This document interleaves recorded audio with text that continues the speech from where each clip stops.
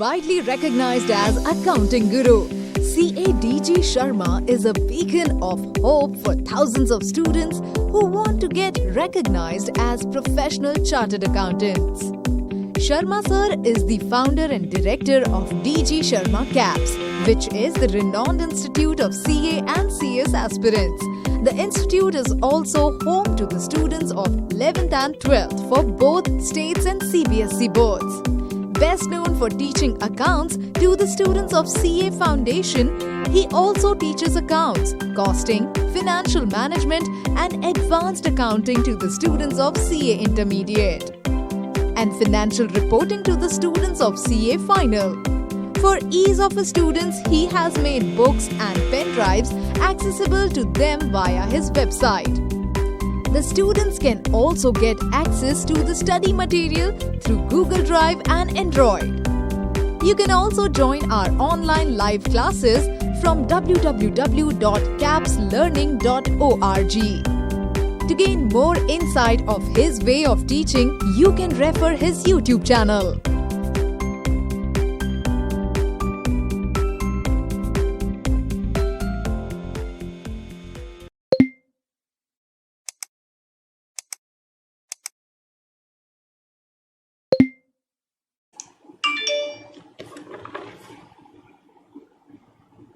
Good morning, friends.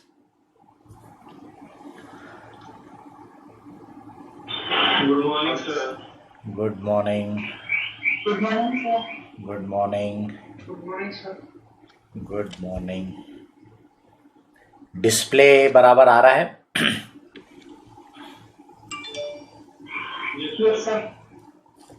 क्योंकि मेरे पास मेरे लैपटॉप में जो है उसमें वो डिस्प्ले आ नहीं रहा। एक्चुअली कल से ही टीम ऐप ने अपने कुछ सेटिंग वेटिंग में चेंजेस किए हैं।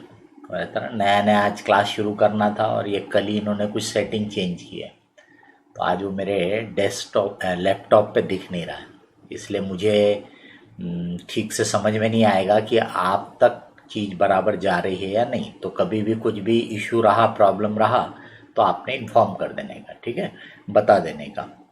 क्योंकि मैं जो डेस्कटॉप पे देख रहा हूँ वो डायरेक्टली मेरी स्क्रीन है, तो उस पर तो दिखता रहेगा, लेकिन टीम ऐप के थ्रू आप तक बराबर जा रहा कि नहीं जा रहा, वो मेरे लैपटॉप में आज डिस्प्ले नहीं हो रहा है। कल से ही एक्चुअली प्रॉब्लम दिख रहा है। पहले भी ऐसा कभी कभी होता है, वो एक आध दिन में फिर से अपने आप ही सुधर जाता है। अब ये सब टेक्नोलॉजी है, अपने लिए थोड़ी सी डिफ़िकल्ट चीज़ है, आप लोगों के लिए खैर नहीं है उतनी डिफ़िकल्ट, ठीक है। Friends, I welcome you all to this CA inter group 2 classes. आपने ग्रुप 2 भी इमीडिएटली तैयार करने का डिसीज़न लिया, यानी कि दोनों ग्रुप की तैयारी आप एक साथ कर रहे हैं। That's a very good decision. देखिए, आप जो चार्टर्ड अकाउंटेंट बनने जा रहे हो, चार्टर्ड अकाउंटेंट का फील्ड जो है कि chartered accountant is an expert. Chartered accountant जो होता है वो एक्सपर्ट होता है फाइनेंस के फील्ड का, और फाइनेंस के फील्ड में वो मैनेजमेंट की मदद करता है डिसीज़न लेने में, बराबर है। यानी आप डिसीज़न मेकिंग की प्रोसेस में एक बहुत ही इम्पॉर्टेंट रोल अदा करने वाले हो। तो बट नेचुरल है, आपको अपने पर्सनल डिसीज़न जो अभी लेने का मौका मिलता है वो आपने अच्छे से सोच समझ करके लेना चाहिए। जैसे कि ये आपका एक डिसीज़न मेकिंग की सिचुएशन थी कि वे सिर्फ ग्रुप 1 देना या सिर्फ ग्रुप 2 देना या दोनों ग्रुप देना, मतलब ये आपके पास चॉइस थी। डिसीज़न मेकिंग तभी होती है when there is a choice. If you don't have a choice, where is the question of deciding about it, है ना। तो चॉइस रहती है, वहीं डिसीज़न होता है। तो डिसीज़न की जो सिंपल सी प्रोसेस, आगे तो अपन बहुत पढ़ेंगे, बट उसमें पहली स्टेप होती है कि जिस इशू पे आपको डिसीज़न लेना है उसकी पूरी जानकारी, पूरी इंफॉर्मेशन गैदर करो, और फिर उसके ऊपर आपका जो भी नॉलेज है, एक्सपर्टाइज है, उसको अप्लाई करके डिसीज़न लो। एक बार जो डिसीज़न लिया उस पर फिर आगे एक्ट करो। जितनी ईमानदारी से, जितने इन्वॉल्वमेंट से आप उसके साथ काम करोगे, उतना ही वो आपका डिसीजन सक्सेसफुल होगा इसकी पॉसिबिलिटी, इसकी प्रोबेबिलिटी बढ़ती चली जाती है, बराबर। अब सक्सेसफुल हुआ कि नहीं हुआ, आपका डिसीजन सही था कि नहीं था, ये कब पता चलता है? ये बाद में पता चलता है। डिसीजन आज लेना है, उसके बाद एक्ट करना है, और उसके बाद उसके जब कॉन्सिक्वेंसेस हमारे नज़रों के सामने आते हैं तब हमको समझता है कि हमारा डिसीजन सही था या गलत था, बराबर। उसके बाद सिर्फ और सिर्फ कॉन्सिक्वेंसेस को फेस करना रहता है, डिसीजन को फिर आप बदल नहीं सकते, बराबर है। अच्छे कॉन्सिक्वेंस हुए तो बट नेचुरल है, you will be very happy, है ना। गलत रहे तो फिर आपको पछताना पड़ता है, नुकसान ही हो जाता है। हाँ ठीक है, उसके ऊपर से फिर हम आगे के लिए फर्दर एक्शन लेते हैं, डिसीजन लेते हैं, लेकिन उस डिसीजन का तो नुकसान भुगतना ही पड़ता है, बराबर। तो ये आपकी एक छोटी सी सिचुएशन थी जिसमें आप सभी ने डिसाइड किया कि भाई दोनों ग्रुप की तैयारी करना है। तो अब आपकी जिम्मेदारी, आपने डिसीजन तो ले लिया, अब आपकी जिम्मेदारी है कि इस पर एक्ट करो। अब पलट के नहीं देखने का, अब डरने का नहीं, सोचने का नहीं, अरे यार होंगे कि नहीं होंगे, 8 पेपर की तैयारी कैसे क्यों नहीं हो सकती, भाई बहुत टाइम है। इनफैक्ट जैसा आपको पिछले बार जो हम लोगों ने सेशन लिया था तब भी कई लोगों ने बताया कि देयर इज़ एवरी पॉसिबिलिटी कि एग्ज़ाम जो आपकी रहेगी वो मोटा मोटा 1 महीने से पोस्टपोन होने के चांस है, क्योंकि अभी की एग्ज़ाम ऑलमोस्ट 2 महीने तो डिले हो ही गई है। मई 1st वीक में शुरू होती है, जुलाई 1st वीक तो ऑलरेडी शिफ्ट हो ही गई है ना। तो क्योंकि ये कैरी ओवर हो जाता है ना, इंस्टीट्यूट को भी अब एग्ज़ाम डिले होगी तो रिज़ल्ट डिले आएगा, रिज़ल्ट डिले आएगा तो फिर आगे की एग्ज़ाम के लिए बच्चों के पास सफिशेंट टाइम होना चाहिए एग्ज़ाम फॉर्म वगैरह भरने के लिए। तो वो इंस्टीट्यूट को परफोर्स थोड़ा डिले करने की पॉसिबिलिटी रहती है। तो अगर डिले नहीं भी हुआ तो भी आपके पास कोर्स कंप्लीशन के बाद ऑलमोस्ट 2.5 मंथ तो मेरे ख्याल से रहते ही रहेंगे, बराबर। और अगर 1 महीना और डिले हो गया तो 3.5 मंथ मिलता है। तो this is more than sufficient. इतने में तो अच्छे से पढ़ाई हो सकती है, रिवीजन हो सकता है, ऐसी कोई बात नहीं है। ये पूरा खेल काय पे डिपेंड करता है कि आप कितने अच्छे से पढ़ाई कर रहे हैं, आपका सब्जेक्ट के ऊपर कितना अच्छा ग्रिप है ना, उसके ऊपर डिपेंड करता है। मैं आपको बता सकता हूँ, मैंने CA फाइनल की पढ़ाई बगैर कोई ट्यूशन के की। CA इंटरमीडिएट में भी सिर्फ मैंने मैथ स्टैट्स के लिए ट्यूशन ली थी, बाकी कोई सब्जेक्ट के लिए नहीं थी। लेकिन फाइनल लेवल में तो मैंने कोई ट्यूशन नहीं लिया, और मैं फुल टाइम जॉब पे था उस समय इन मुंबई, बॉम्बे।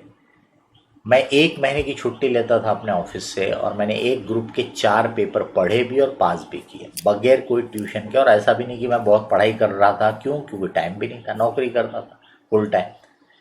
तो अगर मेरे जैसा पर्सन 1 महीने में 4 पेपर CA फाइनल के बगैर ट्यूशन के पढ़ सकता है, तो मुझे बताइए कि आप लोग तो मेरे से ज़्यादा ब्रिलियंट हो, मेरे से ज़्यादा सिंसियर हो, मेरे से ज़्यादा हार्ड वर्किंग हो आप लोग। तो आप लोग क्यों नहीं कर सकते? बिल्कुल कर सकते हैं। और आपके पास तो पूरा गाइडेंस है, पूरा कोर्स आपको अलग अलग एक्सपर्ट फैकल्टीज़ ने गाइड किया है, पढ़ाया है फुल, बराबर।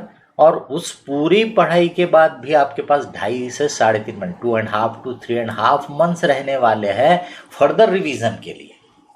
और अभी हर ये जो कोविड की सिचुएशन है, कोई अच्छी बात तो नहीं है, लेकिन बोलते ना कि भाई हर तकलीफ में भी अपन ने कुछ अच्छा ढूंढ लेना चाहिए। तो देखिए इसमें भी ऐसा है कि ये जो एक डिफ़िकल्ट सिचुएशन है, इसमें भी एज ए स्टूडेंट आपके लिए फ़ायदा ये है कि आपका जो टाइम इधर उधर वेस्ट होने की पॉसिबिलिटी रहती थी वो अपने आप ख़त्म हो गया।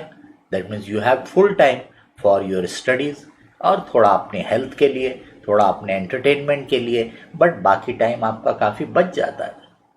अदरवाइज़ आप नहीं भी चाहते तो भाई दोस्त भाई लोग रहते हैं, अरे यार चलना घूमने चल, अरे पिक्चर देखने चल, अरे ऐसा कर वैसा कर, तो इसमें टाइम काफ़ी जाता ही था। क्लासेस जाना आना है, फिजिकली क्लास अटेंड कर रहे तो जाना आने के लिए टाइम वेस्ट होता था। फिर अब क्लास में गए तो नेचुरल है क्लास ख़त्म होने के बाद थोड़ी देर गप्पे तो मारेंगे ना, तो उसमें टाइम जाता था। तो देखिए अब ये आपको ऐसी सिचुएशन ही आ गई कि आपका ये सब टाइम बच रहा है, तो फिर क्यों नहीं कर सकते? आप बिल्कुल कर सकते हो। सिर्फ पॉजिटिविटी रखो, कॉन्फिडेंस रखो, और अब आपने जो डिसीज़न लिया है उस पर एक्ट करो।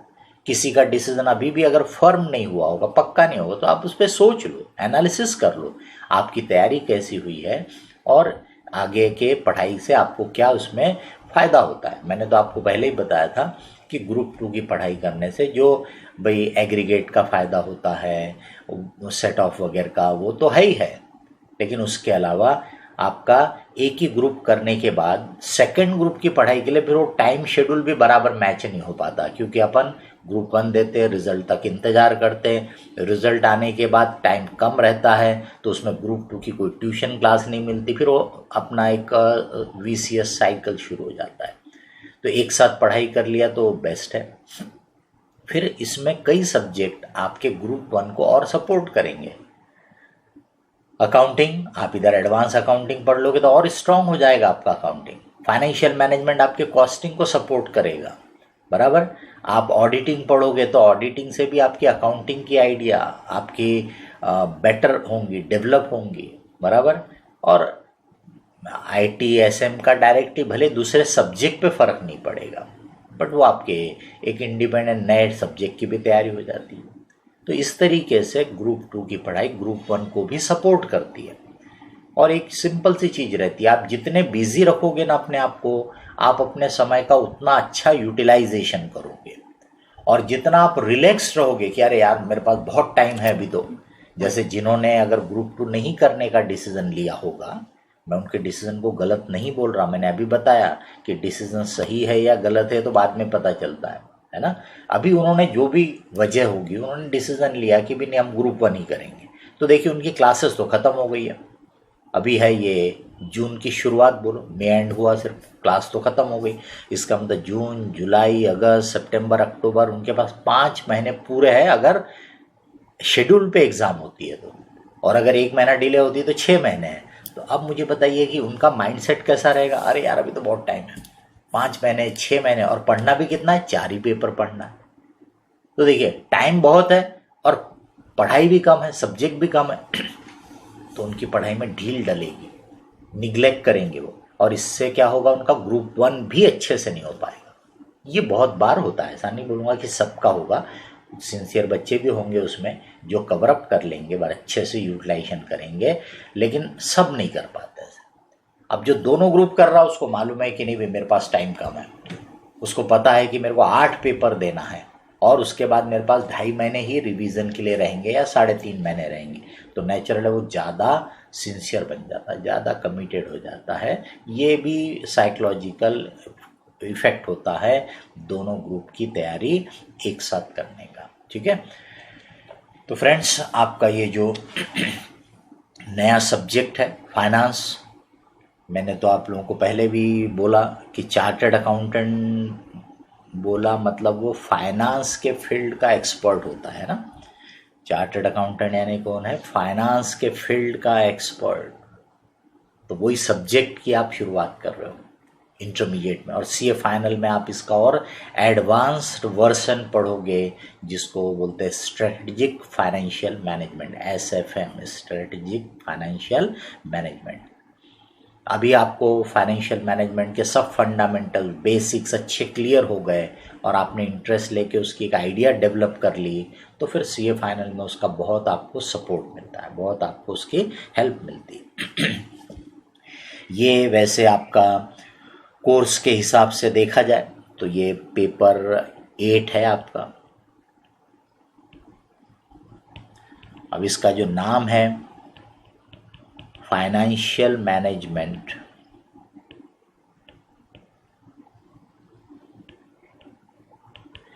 And economics for finance, and economics for finance, ये इस पेपर का नाम है। इसमें फाइनेंशियल मैनेजमेंट जो है ये 60 मार्क्स का है। फाइनेंशियल मैनेजमेंट जो है ये 60 मार्क्स का है, और ये इकोनॉमिक्स जो है ये 40 मार्क्स का है।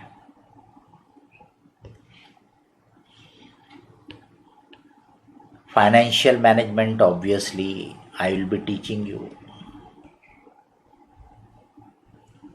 और और इकोनॉमिक्स जो है वो आपको डॉक्टर PM सलवान सर पढ़ाएंगे। आप में से कई लोग उनसे ऑलरेडी फाउंडेशन में इकोनॉमिक्स पढ़े होंगे, so you are well familiar with his style of teaching etcetera.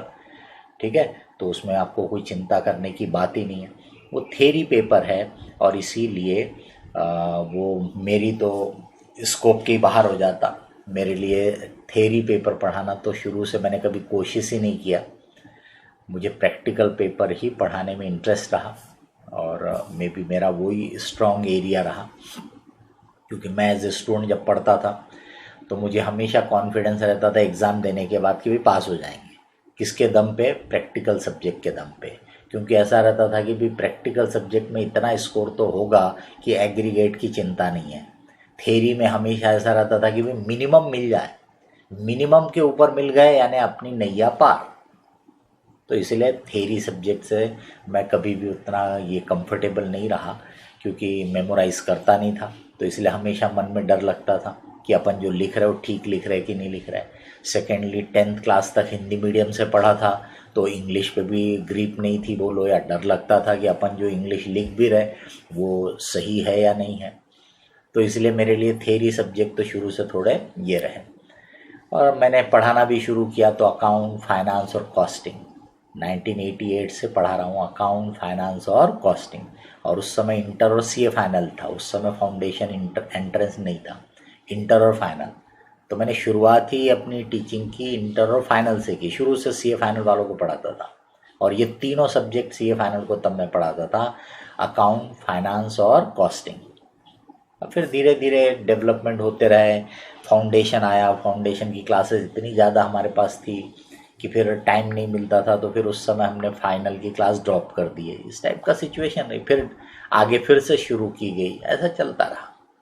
But I started teaching this subject financial management, costing, accounts from 1988 to CA final level. From that time I am teaching, beginning से। तो financial management जो आपका part मैं पढ़ाऊँगा उसकी बात मैं करूँगा और इकोनॉमिक्स के आपको सलमान सर बताएंगे। वैसे हम लोगों ने जो अभी टाइम टेबल सेट किया है कि भी अकाउंट्स का जो फाइनेंशियल मैनेजमेंट का ये जो लेक्चर रहेगा ये मैं मंडे, ट्यूसडे, थर्सडे, फ्राइडे ये 4 दिन लूँगा। और सलमान सर जो है वो 2 दिन लेंगे, वेडनेसडे और Saturday. Time will be same, 7 to 9 AM ये अपना टाइम रहेगा, ये अपना शेड्यूल रहेगा। ठीक है, 4 days I will be taking financial management, 2 days Salman sir will be taking. अब जैसा मैंने बोला कि फाइनेंस के फील्ड के आप एक्सपर्ट बनने जा रहे हो और वही सब्जेक्ट की आप शुरुआत कर रहे हो। तो फाइनेंस यानी क्या? तो सिंपल लैंग्वेज में अपन फाइनेंस यानी पैसे को बोलते हैं, मनी, पैसा, उसको अपन फाइनेंस बोलते हैं। अब पैसों के बगैर ये दुनिया चलेगी नहीं, चल नहीं सकती। तो इसका मतलब जब तक ये दुनिया है तब तक पैसा है और आप उस पैसे के, उस फाइनेंस के फील्ड के एक्सपर्ट बनने जा रहे हो। तो बट नेचुरल है, आपको चिंता करने की ज़रूरत ही नहीं है। आपका जो इम्पोर्टेंस है that is going to be forever, बराबर है, आपका इम्पोर्टेंस हमेशा के लिए रहेगा। अब फाइनेंस तो हर फील्ड में इम्पोर्टेंट है। जैसे मैंने बोला पैसे के बगैर दुनिया ही नहीं चलती, तो हर फील्ड में फाइनेंस यानी पैसा इम्पोर्टेंट है। Even in your personal life, आपकी फैमिली लाइफ में भी फाइनेंस या पैसा बहुत इम्पोर्टेंट है और हर जगह इसको प्रॉपरली मैनेज करना पड़ता है। इसीलिए अपना सब्जेक्ट भी है फाइनेंशियल मैनेजमेंट। तो फाइनेंशियल मैनेजमेंट तो हर जगह है, आपकी पर्सनल लाइफ में भी, आपकी फैमिली लाइफ में भी है। लेकिन अपन यहाँ जो पढ़ेंगे वो अपन कमर्शियल दुनिया में, बिजनेस की दुनिया में जो फाइनेंशियल मैनेजमेंट की ज़रूरत पड़ती है वो पढ़ेंगे।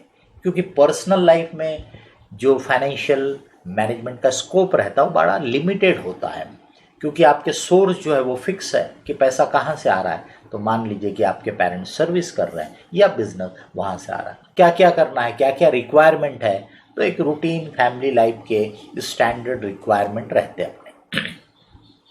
रहता वहाँ भी फाइनेंशियल मैनेजमेंट है, बट वो इतना लिमिटेड रहता है कि वो आपके फैमिली में जो भी हेड रहे, आपके डैडी मम्मी, और वो अपने या तो कंसल्टेंट हो सकते कोई कभी कभी, या फिर अपने फ्रेंड सर्कल और इनकी मदद से वो अपने डिसीज़न लेते रहते हैं। उनको ज़्यादा कोई किसी दूसरों की एडवाइस की ज़रूरत नहीं पड़ती है। हाँ, जिनके पास पैसा ज़्यादा रहा तो बट नेचुरली उनके फिर कोई ना कोई एडवाइज़र होंगे जो आपके पर्सनल फाइनेंस के लिए भी एडवाइस देते हैं। आपके फैमिली फाइनेंसेस को भी कैसे मैनेज करना, कैसे इन्वेस्ट करना, इंश्योरेंस कैसे करना, ये सब चीज़ों के लिए भी एक्सपर्ट रहते हैं अपने चार्टर्ड अकाउंटेंट लोग ही, और वो आपको गाइड करते हैं। ठीक है, लेकिन हम यहाँ जो सीखने वाले हैं वो बिजनेस या कमर्शियल दुनिया के फाइनेंस की बात कर रहे हैं। क्यों? क्योंकि बिजनेस या कमर्शियल दुनिया में फाइनेंस का इम्पोर्टेंस बहुत ज़्यादा होता है और बहुत सिग्निफिकेंट होता है। इसलिए अपन जो पढ़ने वाले हैं वो बिजनेस या कमर्शियल दुनिया के फाइनेंशियल इश्यूज के बारे में पढ़ने वाले हैं। ठीक है, अब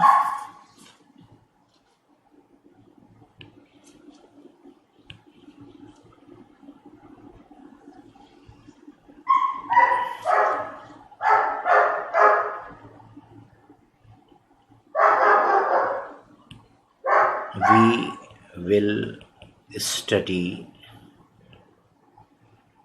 financial management of business या commercial world.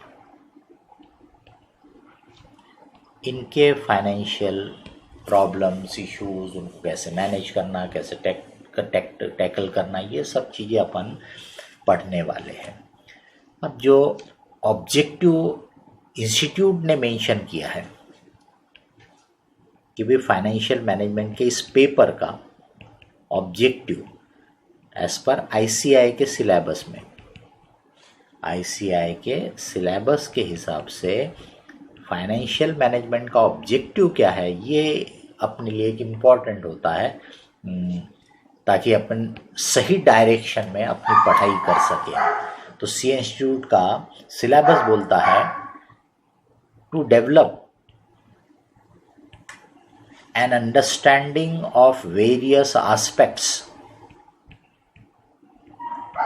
to develop an understanding, देखिए अंडरस्टैंडिंग नॉट मेमोराइजिंग, है ना, to develop an understanding of various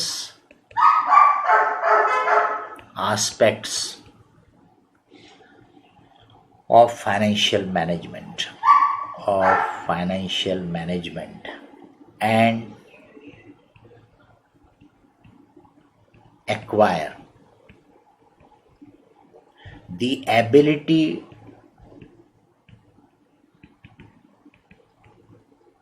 to apply such knowledge in decision making। मैंने अभी आपको शुरुआत में ही बोला कि आप डिसीजन मेकिंग के फील्ड के एक्सपर्ट बनने जा रहे हो। तो देखिए इंस्टीट्यूट क्या बोलता है कि भाई ये सब्जेक्ट पढ़ने के पीछे का ऑब्जेक्टिव या पर्पस आपका क्या होना चाहिए, क्या ध्यान में रख के आपको पढ़ाई करना है कि आपको फाइनेंशियल मैनेजमेंट के जो बहुत सारे एस्पेक्ट्स है अभी आप पढ़ोगे उनकी अंडरस्टैंडिंग डेवलप करना है। बिकॉज जब आप किसी चीज़ को समझ गए तो उसको अप्लाई करना आसान होता है, पॉसिबल होता है। फिर वो अप्लाई करने के लिए भी आपको उसकी जो अलग अलग टेक्निक्स होती है वो सब सीखना पड़ता है। सब्जेक्ट को भी समझना है और फिर उसकी अलग अलग टेक्निक्स को, उसके बारीकियों को आपको अपने में डेवलप करना है, जिससे कि you will become able to apply them. तो आप उसको फिर अप्लाई कर पाओगे बिजनेस की दुनिया में। जो अलग अलग डिसीजन मेकिंग की सिचुएशन अराइज होंगी उनको कैसे टैकल करना, what decision should be taken, या मैनेजमेंट को मदद करना डिसीजन मेकिंग में, ये एबिलिटी आपको डेवलप करना है। थोड़ा सा आपके एग्ज़ाम के बारे में भी बोल देता हूँ क्योंकि आपके लिए नया सब्जेक्ट है, तो थोड़ा सा आपको एग्ज़ाम पेपर के पॉइंट ऑफ व्यू से भी बोल देता हूँ कि एग्ज़ाम पेपर फ़िलहाल जो है, देखिए सीए इंस्टीट्यूट का ऐसा कोई रिजिडिटी नहीं होती है कि पेपर का पैटर्न वो बदलेंगे नहीं, वो दे कैन चेंज। ऐसा कोई रूल या लॉ तो है नहीं कि वो इंस्टीट्यूट वही पैटर्न हर बार फॉलो करे, they can change it. But फिलहाल जो पैटर्न उनका चल रहा है, इसमें क्वेश्चन 1 जो होता है, जिसमें 4 सब क्वेश्चन रहते हैं, छोटे छोटे क्वेश्चन, 4 सब क्वेश्चन, जो 4 क्वेश्चन 5-5 मार्क्स के रहते हैं, 5 मार्क्स ईच, यानी टोटल 20 मार्क का ये एक क्वेश्चन होता है, जो बेसिकली कंपलसरी होता है, यानी आपको ये करना ही है, ये छोड़े तो आपके नंबर उतने गए। ये कंपलसरी क्वेश्चन जो होता है, ये न्यूमेरिकल टाइप के क्वेश्चन होते हैं, उसमें मतलब जिसको अपन अपने लैंग्वेज में कॉमनली बोलते हैं प्रैक्टिकल क्वेश्चन, बराबर। तो ये क्वेश्चन 1 प्रैक्टिकल क्वेश्चन रहता है, बट छोटे छोटे 4 क्वेश्चन इसमें रहते हैं। उसके बाद क्वेश्चन 2 टू क्वेश्चन 6 जो रहते हैं, यानी कि 5 क्वेश्चन हो गए, बराबर। इसमें इंस्टीट्यूट बोलता है सॉल्व एनी 4। अब ये 4 क्वेश्चन जो आपको सॉल्व करना है, 10 मार्क्स ईच, ऐसे हो जाते हैं 60 मार्क्स। फर्स्ट क्वेश्चन 20 मार्क्स का, और इसमें से 4 क्वेश्चन 10 मार्क ईच, इसका मतलब टोटल मिला के 60 मार्क्स। 60 मार्क्स का आपका ये फाइनेंशियल मैनेजमेंट का पोर्शन रहता है। अभी जो क्वेश्चन 2 to 6 है, इसमें क्वेश्चन 2 टू क्वेश्चन 5 जो रहते हैं, वो सिंगल यानी 10-10 मार्क के क्वेश्चन, सिंगल क्वेश्चन ईच। और ये क्वेश्चन जो रहते हैं न्यूमेरिकल होते हैं, यानी प्रैक्टिकल क्वेश्चन, न्यूमेरिकल क्वेश्चंस इसमें रहते हैं, बराबर। और जो 6 क्वेश्चन होता है, क्वेश्चन नंबर 6, ये जो 6 नंबर क्वेश्चन है, इसमें 3 सब क्वेश्चन, 3 छोटे छोटे क्वेश्चन रहते हैं, जो थ्योरी के होते हैं। 3 मार्क्स प्लस 4 मार्क्स, ऐसे मिला के 10 मार्क्स, 3 प्लस 4 मार्क्स ऐसे थ्योरी रहती। तो यानी आप अगर देखेंगे तो आपके टोटल 70 मार्क्स के क्वेश्चन है ना, पेपर में टोटल 70 मार्क्स के क्वेश्चन है, एंड आपको इसमें से सॉल्व करना है 60 मार्क्स का। अब ये 70 मार्क्स में 60 मार्क्स के प्रैक्टिकल क्वेश्चन है, न्यूमेरिकल वाले, और 10 मार्क्स के थ्योरी क्वेश्चन है। तो अगर आप चाहो तो फुल्ली आप प्रैक्टिकल पे क्वेश्चन सॉल्व कर सकते हो, मतलब 6 क्वेश्चन को आप चॉइस में छोड़ दो, आप सेकंड, थर्ड, फोर्थ, फिफ्थ कर लो, फर्स्ट तो कंपलसरी है ही। तो इसका मतलब 1 to 5 5 जो क्वेश्चन जो रहेंगे, वो आपके न्यूमेरिकल वाले रहेंगे, यानी प्रैक्टिकल वाले रहेंगे, और प्रैक्टिकल क्वेश्चन में फुल मार्क्स स्कोर करना पॉसिबल रहता है। इसका मतलब ये हो गया कि आप 60 में से 60 मार्क्स यू कैन स्कोर, बराबर। तो यू कैन स्कोर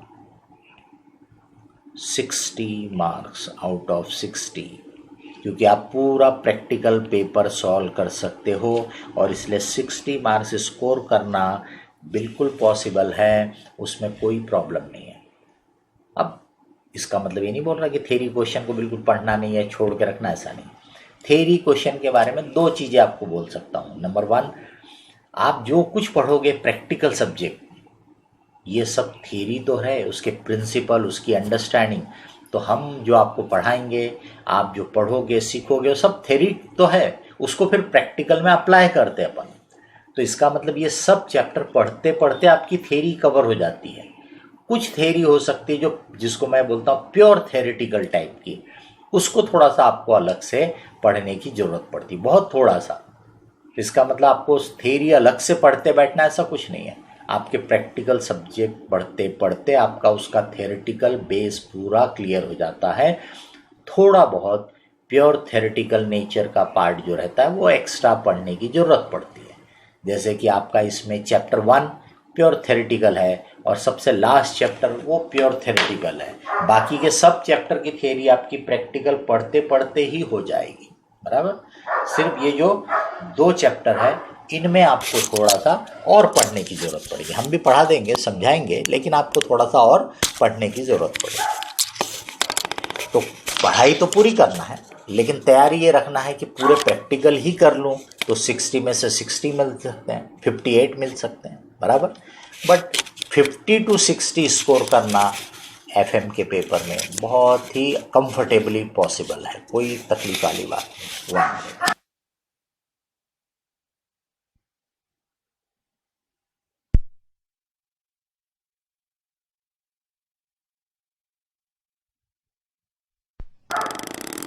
तो 50 to 60 तो स्कोर करना बिल्कुल भी तकलीफ वाली बात नहीं है, बराबर।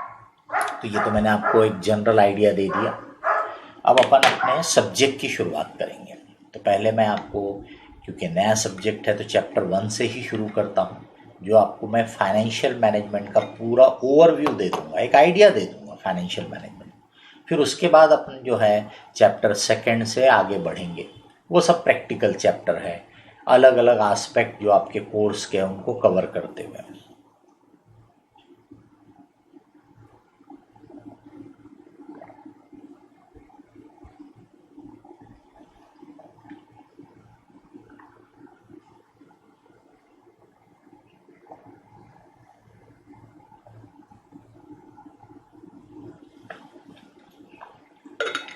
पहले जब मैंने टीचिंग शुरू की थी उस समय की बता रहा हूँ, तब इंटरमीडिएट के कोर्स में फाइनेंशियल मैनेजमेंट नहीं रहता था। तो ये जितना फाइनेंशियल मैनेजमेंट आपको इंटर में पढ़ा रहा हूँ ना, ये उस समय मैं सीए फाइनल लेवल में पढ़ाता था। तब सीए फाइनल के कोर्स में ये सब चीज़ें थी और थोड़ा सा एडवांस लेवल में थी, डिफ़िकल्ट रहती थी, लेकिन ये सब चीज़ें सीए फाइनल के कोर्स में थी।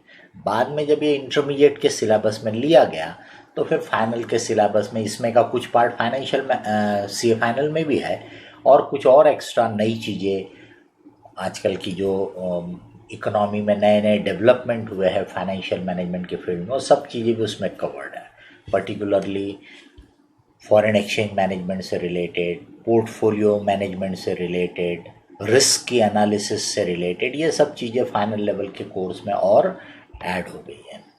तो इसलिए ये सब्जेक्ट का जो बेस है पूरा, ये तो मैंने शुरू से सीए फाइनल लेवल में पढ़ाता था। Cost of capital, capital structure theory, leverages, dividend policy, working capital management, capital budgeting, ये सब चीज़ें सीए फाइनल में थी। अभी उसमें कि जैसे कैपिटल बजटिंग वगैरह सब सीए फाइनल में भी रहेगी, बट बाकी की कुछ चीज़ें अब इंटर में है वो सीए फाइनल में रिपीट नहीं की जाती।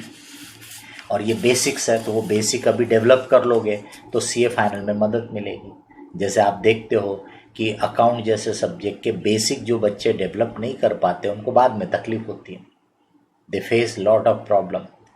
अभी मैं I think day before yesterday he मेरे को एक बच्चे का मैसेज आया, आई डोंट रिमेंबर एग्जैक्टली वो लड़का है या लड़की है, क्योंकि मुझे ध्यान नहीं है। अब वो स्टूडेंट, मुझे ये भी नहीं मालूम कि मेरे फिज़िकल क्लास वाला स्टूडेंट है या मेरे वीडियो यूज़ किया है या इवन पता नहीं, क्योंकि उसने लिखा था मैंने सर आपके यूट्यूब में भी वीडियो भी मतलब उसने देखा होगा, तो हो सकता कई बार एडवाइस वाले वीडियो देखा हो, क्या बोल रहा था मुझे भी ध्यान नहीं। बट वो डेफिनेटली बच्चा जो था सीए कर रहा है, उसने बड़ा ईमानदारी से लिखा था कि सर मेरे को 12th में भी, यानी अकाउंट्स मेरा शुरू से वीक है, 12th में भी मुझे 40+ कुछ मार्क्स मिले थे आउट ऑफ 100। फिर उसने सीए फाउंडेशन के मार्क्स, यानी उस समय सीपीटी रहा होगा, उसमें कुछ 19 मार्क्स लिखे थे आउट ऑफ 60। तो वो दोनों पेपर मिला के वगैरह वो निकल गया होगा, या फिर ग्रेजुएशन के थ्रू आया होगा। फिर इंटरमीडिएट के मार्क्स लिखे कि इंटरमीडिएट में मुझे अभी ग्रुप 1 में बहुत ही ख़राब नंबर, मतलब कुछ तो भी 5-10 नंबर के अंदर ही थे। ग्रुप 2 के भी अकाउंट्स के नंबर वैसे 5-10 नंबर वैसे। तो ही वॉज़ वेरी फ्रस्ट्रेटेड। तो बोले सर मुझे लग रहा है कि मेरे से पॉसिबल नहीं है, मेरे से होगा नहीं करके, तो आई हैव डिसाइडेड कि मैं इसको छोड़ के और एमबीए वगैरह कुछ करूं, इतना टाइम और पैसा मैं वेस्ट नहीं करना चाहता इसकी पढ़ाई में।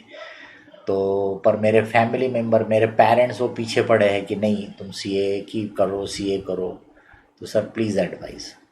अब बताइए कि अब मैं क्या, मेरे को खुद को ख़राब लगता है अगर मेरा कोई स्टूडेंट उसको छोड़ना पड़े सीए, और वो भी अकाउंट्स की वजह से छोड़ना पड़े, तो मेरे को तो बहुत ख़राब लगता है। लेकिन अब कर क्या सकता ना मैं, मेरे पास सिर्फ आपको समझाने का जो समय होता है मैं बार बार समझाता हूँ इसलिए। लेकिन उस समय अगर आपने गलती कर दी, ढील डाल दी, उसकी कीमत बाद में चुकाना पड़ता है। वो बच्चे के साथ वही हो रहा था, उसने उस शुरू में जो उसको बेस बनाना था उसमें उसने ध्यान नहीं दिया, बेस बनाया नहीं उसने और आगे बढ़ गया कि भाई चलो अब मैं इंटर में कर लूँगा, लेकिन बेस तो गायब है ना, तो फिर कहाँ से होगा। उसकी वजह से उसको तकलीफ जा रही थी। अब मैं क्या बोलूँ उसको उस सिचुएशन में। अब मैं उसको ये भी नहीं बोल सकता कि नहीं अभी भी तू फिर से फाउंडेशन का पढ़ और फिर कर, क्योंकि वो पूरी तरह से अपना कॉन्फिडेंस लूज़ भी कर चुका है और पता नहीं कितना अटेम्प्ट वो दे चुका है। तो इसलिए मैंने उसको सब ये लिखा कि मैं बोला जो तुमने डिटेल दिया है उससे ऐसा लगता है कि तुम्हारा बेसिक जो है फंडामेंटल जो अकाउंट्स के बहुत ही वीक है, और ऐसे में आपको सीए फाइनल लेवल में, यानी अगर किसी तरीके से मेहनत करके तुम इंटर में निकलोगे भी तो सीए फाइनल में it will become even much more difficult, क्योंकि जब उसके पास बेस ही नहीं है तो फाइनल लेवल में कैसे समझ पाएगा, कैसे टैकल कर पाएगा। तो मैंने बोला it seems your decision is right, कि ज़रूरत नहीं है कि भाई हर कोई सीए ही कर पाए, तो अपने को जो बनता है वो करो, अपन कुछ तो करना है, तो सीए नहीं तो कुछ और दूसरा ऑल्टरनेटिव देखो, जो आपको लगता है कि you can do it better वो करो।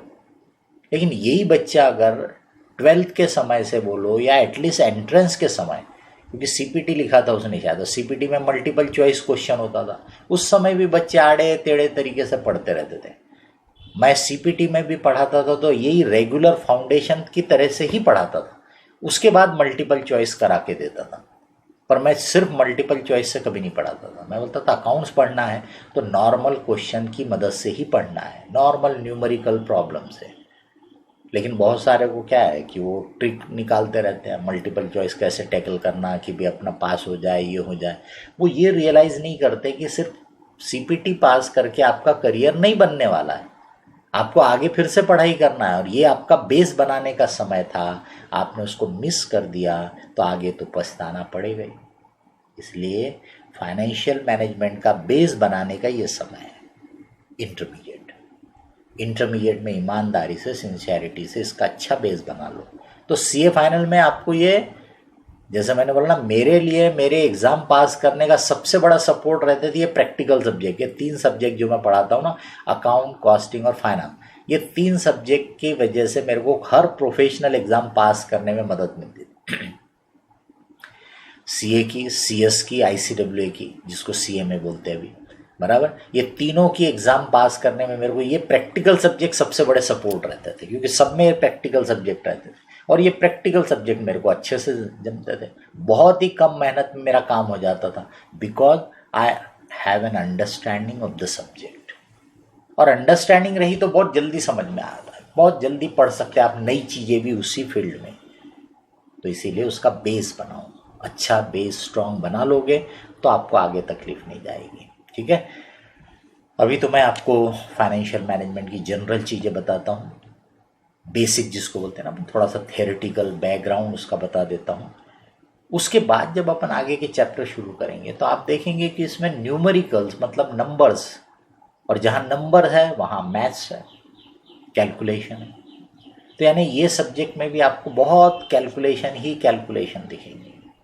इसलिए जिनका मैथमेटिक्स अच्छा है वो तो डेफिनेटली बड़ा एंजॉय करेंगे, कंफर्टेबल रहेंगे, बट जिनका मैथ्स वीक है वो अभी भी ध्यान देना, मेहनत करना, उसको डिसहार्टन होके छोड़ो मत और निगलेक्ट भी मत करो, बल्कि उस पर अरे यार ये कन्फ्यूज़न हुआ ना, ये गलती हुई ना, फिर से ध्यान दो, पढ़ो, घर पे रिवीजन करो उसका, बराबर। ऐसा आप उसके ऊपर लगे रहोगे तो अभी फाइनेंशियल मैनेजमेंट पढ़ते समय भी इतना सारा न्यूमेरिकल पढ़ोगे, कैलकुलेशन पढ़ोगे, तो अगर हिम्मत रखने का है, इंटरेस्ट लेने का, रिवीजन करने का, तो आपका वो जो वीकनेस है वो धीरे धीरे हट जाएगा, इम्प्रूव होगा। और अगर आपने निगलेक्ट किया तो वो तो एक्यूमुलेट होने वाला, हो तो प्रॉब्लम और बढ़ते जाएगा, बराबर है। तो इसलिए निगलेक्ट नहीं करने का, उसके ऊपर मेहनत करने का, उसके ऊपर काम करने का।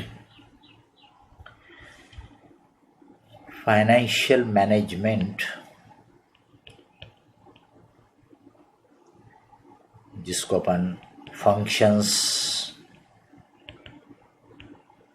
या role of CFO, chief financial officer, या एग्जीक्यूटिव्स, डायरेक्टर बोलो, जो भी डेसिग्नेशन दिया होगा, तो जो टॉप पर्सन रहता है फाइनेंस के फील्ड का, उसका रोल क्या है, उसके फंक्शंस क्या है, वो ब्रीफ में बोलो, एक आउटलाइन बोलो, अपन अभी देखेंगे। बराबर, इनको अपन 3 हिस्से में डिवाइड कर सकते हैं। इसको अपन 3 हिस्से में डिवाइड कर सकते हैं।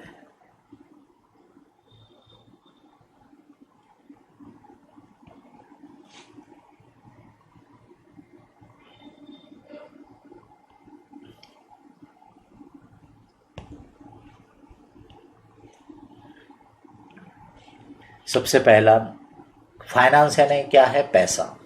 ठीक है, फाइनेंस यानी पैसा, मनी। तो भाई पैसा काय के लिए? काय के लिए आपको पैसा चाहिए, जिसको अपन बोलेंगे यूजेस। तो यूजेस ऑफ मनी, आपको पैसा काय के चाहिए, कहाँ इन्वेस्ट करना है आपको, यूज कहाँ करना है, तो use of money, investment of money.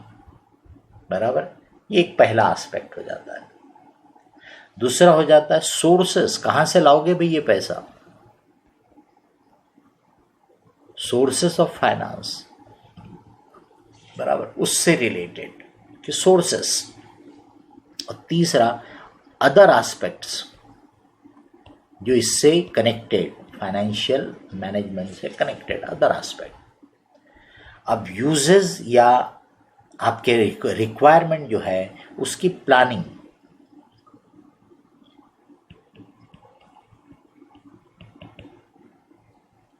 The requirement,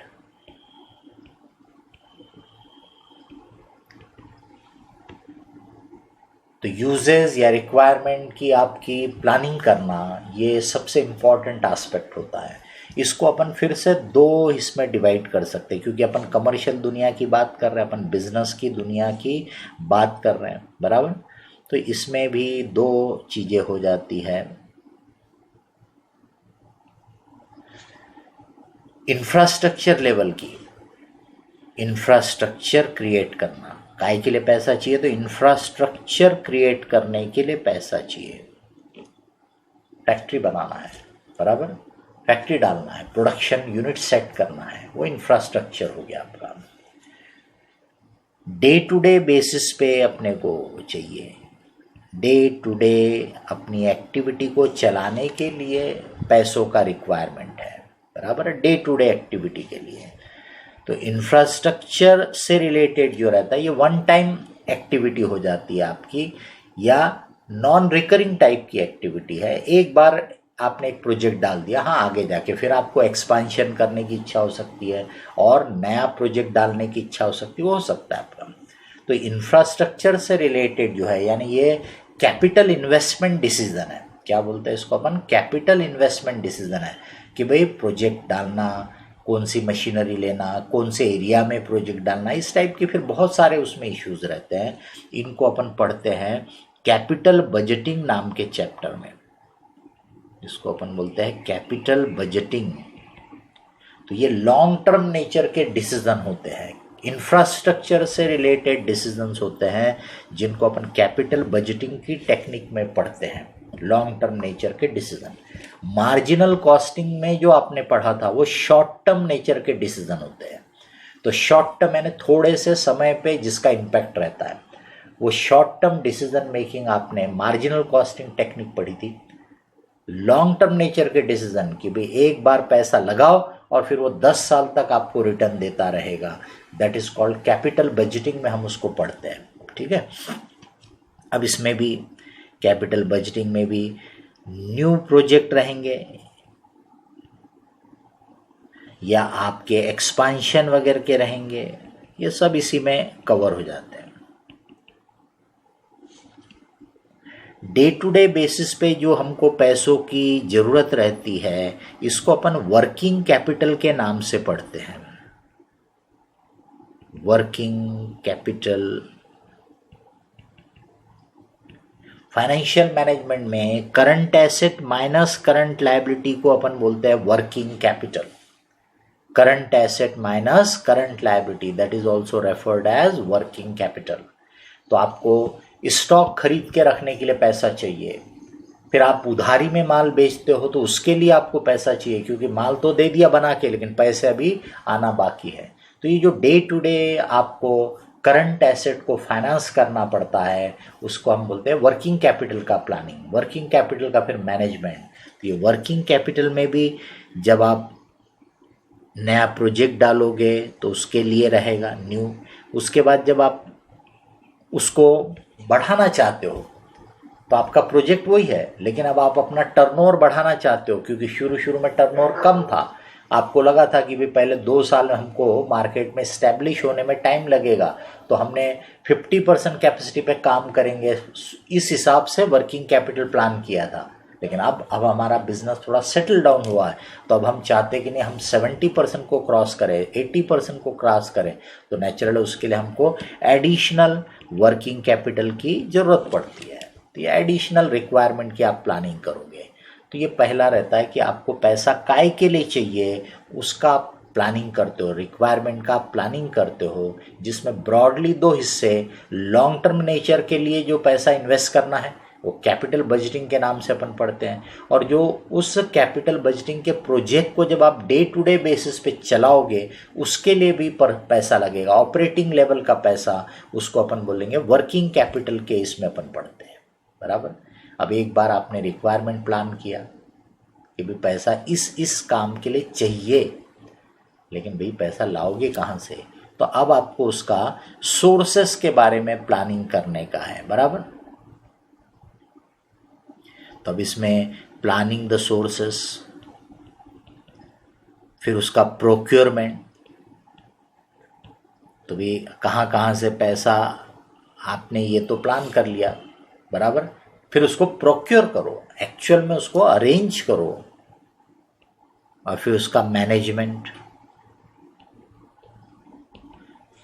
day to day basis में आपके उन फाइनेंस का, पैसों का मैनेजमेंट करो आप उसको। बराबर। तो इसमें फिर अपन पढ़ते हैं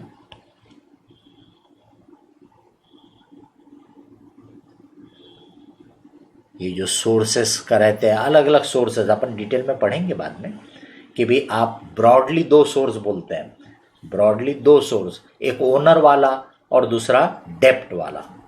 बराबर। ओनर वाले में भी फिर आप बोलोगे कि प्रेफरेंशियल कैपिटल, उसको भी अपन ओनर वाला फंड बोलते हैं, इक्विटी कैपिटल, और फिर रिटेन प्रॉफिट, यानी आपने जो कमाया उसको बचा के रखना, वो भी तो फाइनेंस का एक सोर्स हो गया कि अपन ने अपनी कमाई को ही बचा के रखा। तो ये क्या कहलाएंगे, ओन्ड फंड। प्रेफरेंस कैपिटल वाला हो, इक्विटी वाला हो, या रिटेन प्रॉफिट हो। अब इसको भी कई बार वो एक्सटर्नल और इंटरनल बोलेंगे। तो भाई इक्विटी इशू करके बाहर से पैसा आ रहा है, प्रेफरेंस इशू करके बाहर से पैसा आ रहा है, बट रिटेन प्रॉफिट आपका इंटरनल है। बराबर। तो ये इंटरनल और एक्सटर्नल वर्ड भी कभी कभी बोलते हैं, तो उसमें थोड़ा ध्यान देने का। बाहर से जो पैसा रेस किया वो एक्सटर्नल हो गया, और खुद का पैसा बचा के रखा वो इंटरनल हो गया। बट ज़्यादा बेटर क्लासिफिकेशन कैसा रहता, ओनर वाला और डेप्ट वाला। तो ओनर वाला हो गया प्रेफरेंस, इक्विटी, रिटेन प्रॉफिट। डेप्ट वाला, डेप्ट वाले में आप डिबेंचर जैसी सिक्योरिटी इशू करके पैसा अरेंज कर सकते हो, या बैंक या फाइनेंशियल इंस्टीट्यूशन से लोन ले सकते हो। तो अब सवाल उठेगा कि भाई कौन से सोर्स से पैसा लेना ज़्यादा बेटर रहेगा। हर सोर्स का कॉस्ट है,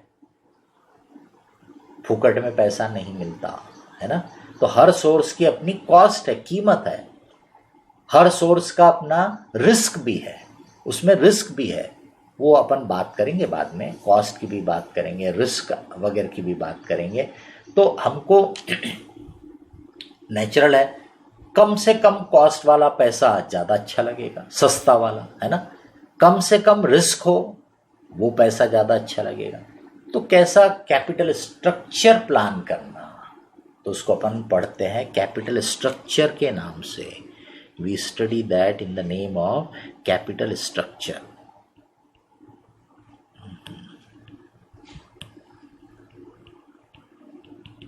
ये कैपिटल स्ट्रक्चर नाम से पूरा अपन चैप्टर पढ़ेंगे।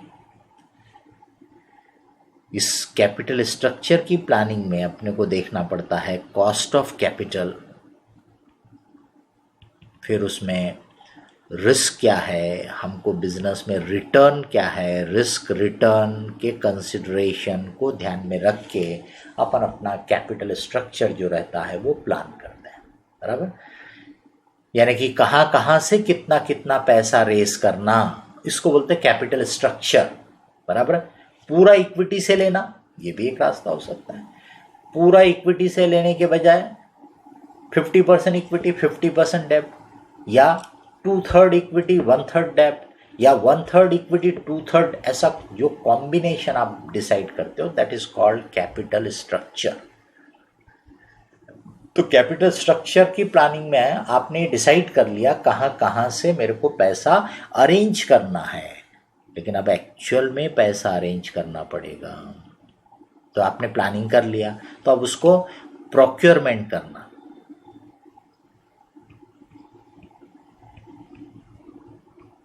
अब इसमें भी आपके पास एक से ज़्यादा, यानी एक टाइप के कैपिटल में भी एक से ज़्यादा सोर्सेस हो सकते हैं। जैसे फॉर एग्जांपल आपने लोन लेने का डिसाइड किया, बराबर। तो लोन आपके पास स्टेट बैंक ऑफ इंडिया भी अवेलेबल है, कोई दूसरा बैंक भी अवेलेबल है, कोई फॉरेन लेंडर भी अवेलेबल है, कोई फाइनेंशियल इंस्टीट्यूशन भी अवेलेबल है, बराबर। तो ऐसे आपके पास मल्टीपल ऑल्टरनेटिव अवेलेबल हो सकते हैं। इवन सेम टाइप के सोर्स का भी, सेम टाइप के कैपिटल का भी एक से ज़्यादा ऑल्टरनेटिव आपके पास अवेलेबल हो सकते हैं। तो उनको सिलेक्ट करना, डिबेंचर, किस टाइप का डिबेंचर इशू करना, उसमें भी आपके पास अलग अलग ऑल्टरनेटिव होंगे, बराबर। प्रेफरेंस शेयर इशू करना है तो वो किस टाइप का। तो ये सब चीज़ों को जो आपके पास चॉइसेस अवेलेबल है उसमें से सिलेक्ट करना, सिलेक्टिंग द राइट सोर्स। तो प्रोक्योरमेंट करने के लिए सिलेक्ट करो कहाँ कहाँ से आपको ये करना है, देन एक्चुअल में उसको अरेंज करने का, एक्चुअल में उसको अरेंज करने का।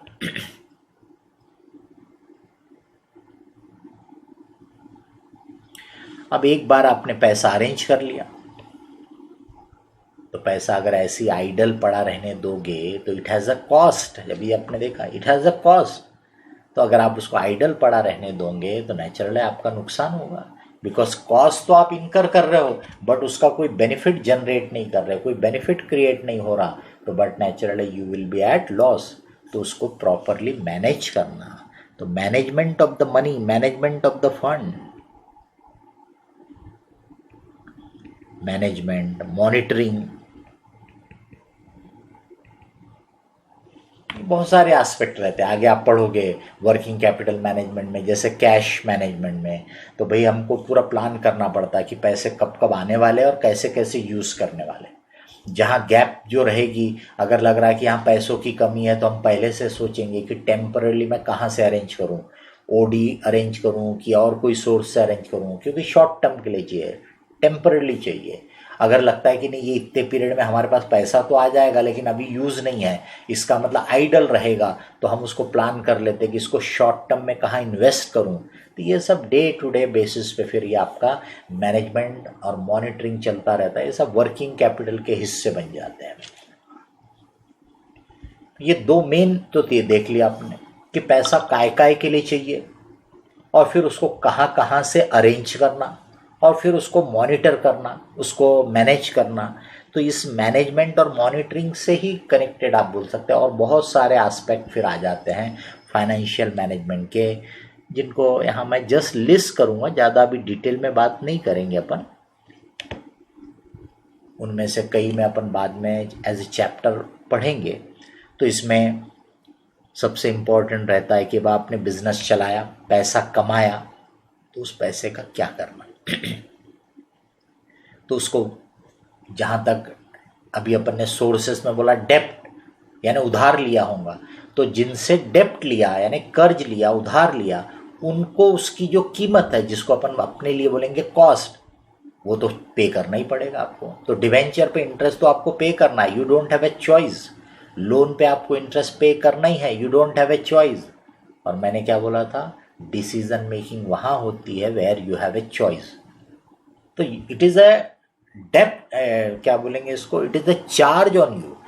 डेप्ट वाले का, डिबेंचर वाले का, लोन वाले का आपके ऊपर एक चार्ज है, आपको उसको देना ही पड़ेगा, इंटरेस्ट देना ही पड़ेगा आपको, बराबर। उसका रीपेमेंट जो होगा वो आपको करना ही है, as per agreed schedule, as per agreed time. So you don't have a choice, you have to fulfil your commitment. नहीं करोगे तो इंसॉल्वेंसी तक पहुंच जाएंगी ऑर्गेनाइजेशन, है ना। तो इसका मतलब वहाँ चॉइस नहीं है। लेकिन ओनर वाला जो पैसा है उसकी भी कॉस्ट है, वो अपन बाद में कैलकुलेशन पढ़ेंगे। ओनर वाले फंड की भी कॉस्ट है, इक्विटी कोई फुकट में नहीं है, इक्विटी की भी कॉस्ट है। लेकिन वहाँ पे मैनेजमेंट के पास चॉइस है, डिस्क्रिशन है। तो वो सबसे इम्पॉर्टेंट पहला पॉइंट हो जाता है कि आपने जो बिजनेस चलाया, ये कैपिटल बजटिंग का डिसीजन लेके एक प्रोजेक्ट डाला, उसके लिए वर्किंग कैपिटल अरेंज करके उसको डे टू डे पे अच्छा वर्क किया, मैनेज किया, और उससे आपने बिजनेस को अच्छे से चलाया। अब पैसा कमाया, अब पैसा कमाने के बाद जैसे मैंने बोला, डेप्ट वालों की जो कीमत है वो तो आपको चुकाना पड़ेगा, उसमें तो कोई रास्ता नहीं है। बट ओनर वालों के लिए तो उसको बोलते हैं डिविडेंड पॉलिसी। तो डिविडेंड का डिसीजन, एंड डिविडेंड से ही कनेक्टेड हो जाता री इन्वेस्टमेंट, एक दूसरे से कनेक्टेड है। अगर हमको और पैसों की ज़रूरत है इन्वेस्टमेंट करने के लिए, जैसे एक्सपांशन करना है, कोई नया प्रोजेक्ट हमारे को एक अच्छी अपॉर्चुनिटी है जिसको हम मैनेजमेंट चाहता है कि भी यूज़ करे, तो नेचुरली उसके लिए पैसा लगेगा। तो जो कमाया है उसी को बचा के रख लो, इसका मतलब डिविडेंड मत दो। लेकिन जब मैनेजमेंट को लगता है कि नहीं, अभी कोई अपने पास री इन्वेस्टमेंट की अच्छी अपॉर्चुनिटी नहीं है, तो मैनेजमेंट सोचेगा फिर आइडल पैसा रखने की बजाय let it be given to the owner, जिनका है उनको दे देते हैं, because then they can invest as per their choice. कहीं इन्वेस्ट करेंगे, क्योंकि हमारे पास एज अ कंपनी अभी ऑल्टरनेटिव अच्छे है नहीं, तो आइडल पैसा रखने की बजाय डिविडेंड के फॉर्म में पे कर दो।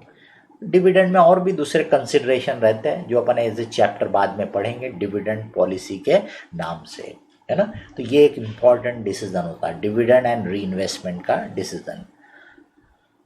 रिस्क मैनेजमेंट, रिस्क यानी अनसर्टेनिटी। फ्यूचर इज अनसर्टन, और उसमें भी बिजनेस की दुनिया, कमर्शियल दुनिया में तो अनसर्टेनिटी या रिस्क और ज़्यादा होती है। आप बोलेंगे रिस्क और अनसर्टेनिटी अपन कॉमनली एक तरीके यूज़ करते वर्ड को, बट टेक्निकली उनमें थोड़ा फर्क है जो मैं बाद में बात करूँगा। तो रिस्क या अनसर्टेनिटी जो है उसको कैसे मैनेज करने का, क्योंकि अगर आप बोलते ना आप भगवान भरोसे ऐसी छोड़ दोगे, यानी कुछ भी करोगे नहीं, हमारे तो जो गीता है वो भी बोलती कर्म करने को बोलती है, ऐसे छोड़ने को नहीं बोलती है ना। तो आप उसको कैसे मैनेज करोगे रिस्क को, अनसर्टेनिटी को। तो अगर आप पहले से वो रिस्क को एंटिसिपेट करोगे, उसके ऊपर सूटेबल एक्शन लोगे, तो बट नेचुरली आपको नुकसान नहीं होगा, या जैसा आप सोचोगे वैसा ही होने की पॉसिबिलिटी बढ़ जाएगी। अभी सिंपल सी चीज़ आपने देखा था, जिससे आप जो बोलते हैं ना पहले से प्लानिंग करना, उसके ऊपर एक्शन लेने से फ्यूचर जो अनसर्टन है, इसीलिए तो पहले से प्रेडिक्शन करना, प्लानिंग करना और उसके ऊपर एक्ट करना ज़्यादा ज़रूरत होता है। अगर फ्यूचर अनसर्टन नहीं होता, सर्टन होता, पक्का होता, तो इतनी चिंता ही नहीं करना पड़ता। तो ये जो होता है ना प्लानिंग, बजटिंग, फिर उसके ऊपर एक्शन लेना, फिर देखना अरे ये तो डिफरेंस आ रहा, जैसा सोचा था वैसा नहीं हुआ, अलग हुआ, है ना, वेरिएंस निकालना, एनालिसिस करना, ये इसीलिए इम्पॉर्टेंट है, इसीलिए ज़्यादा जरूरी है, बिकॉज फ्यूचर इज अनसर्टन। अगर फ्यूचर सर्टन होता, पक्का होता, तो फिर क्या बात है भाई, काय को चिंता करना, मालूम ही है क्या होने वाला है ना। जैसे अभी आपने देखा ना समुद्री तूफान आया, थोड़े दिन पहले आया था बॉम्बे साइड में, इधर दोबारा फिर आपके उड़ीसा, बंगाल इस साइड में आया। तो आप देखिए कि आज जो टेक्नोलॉजी है कि पहले से पता कर दिया जाता है, बता दिया जाता है कि भाई वो जो भी तूफान आएगा वो किस एरिया को अफेक्ट करेगा, कितने फोर्स से आएगा, किस टाइप का उसमें विंड का फ्लो हो सकता है, डायरेक्शन क्या हो सकता है, ऐसी बहुत सारी चीज़ें पहले से बता दी जाती है। टाइमिंग बता दिया जाता है कब तक आने की पॉसिबिलिटी है, और मोस्ट ऑफ द टाइम उसके आसपास में ही होता है। थोड़ा सा वेरिएशन तो होता है, कभी लोकेशन उसका थोड़ा शिफ्ट हो जाता है, कभी वो जितना स्ट्रांग बोला था उससे तो वीक हो जाता है, समुद्र के अंदर अंदर ही उसका स्ट्रेंथ खत्म होता चला गया, और जब उसने कोस्टल एरिया में अटैक किया तो काफ़ी वीक हो गया था।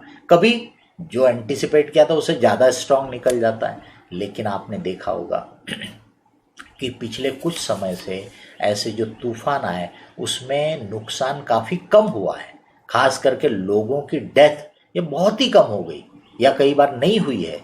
उसका सबसे बड़ा जो कारण है वो है पहले से उसके बारे में जानकारी गैदर करना, प्लानिंग करना, उसके ऊपर एक्ट करना। लोगों को वहाँ से हटा दिया जाता है, उनको सेफ जगह पे ले जाया जाता है। पहले से वहाँ हमारे जो वो NDRF वगैरह के जवान होते हैं वो सब जगह में एरिया में आप पहले से अरेंजमेंट कर लेते हैं। तो ये देखिए वो तूफान ठीक है, थोड़ा बहुत शिफ्ट हो जाता है, थोड़ा बहुत उसके टाइमिंग में फ़र्क पड़ जाता है, बट क्योंकि हम पहले से प्लान रहते हैं, तैयार रहते हैं, तो उस रिस्क को, उस नुकसान को हम डेफिनेटली कम कर पाते हैं। अगर हम इसको ऐसे ही छोड़ देते हैं, देखेंगे जब आएगा तब आएगा बोले समुद्र में तूफान, पक्का मालूम तो है ही नहीं बोले कौन से एरिया में आने वाला, हमारे एरिया में आता कि पड़ोसी के एरिया में जाता हमको तो पता नहीं, इससे बोले जान दो आएगा तब के तब देखेंगे। अगर ऐसे हम छोड़ देंगे तो बट नेचुरल है वो तूफान बहुत ज़्यादा डिवास्टिंग इफेक्ट क्रिएट करेगा, है ना।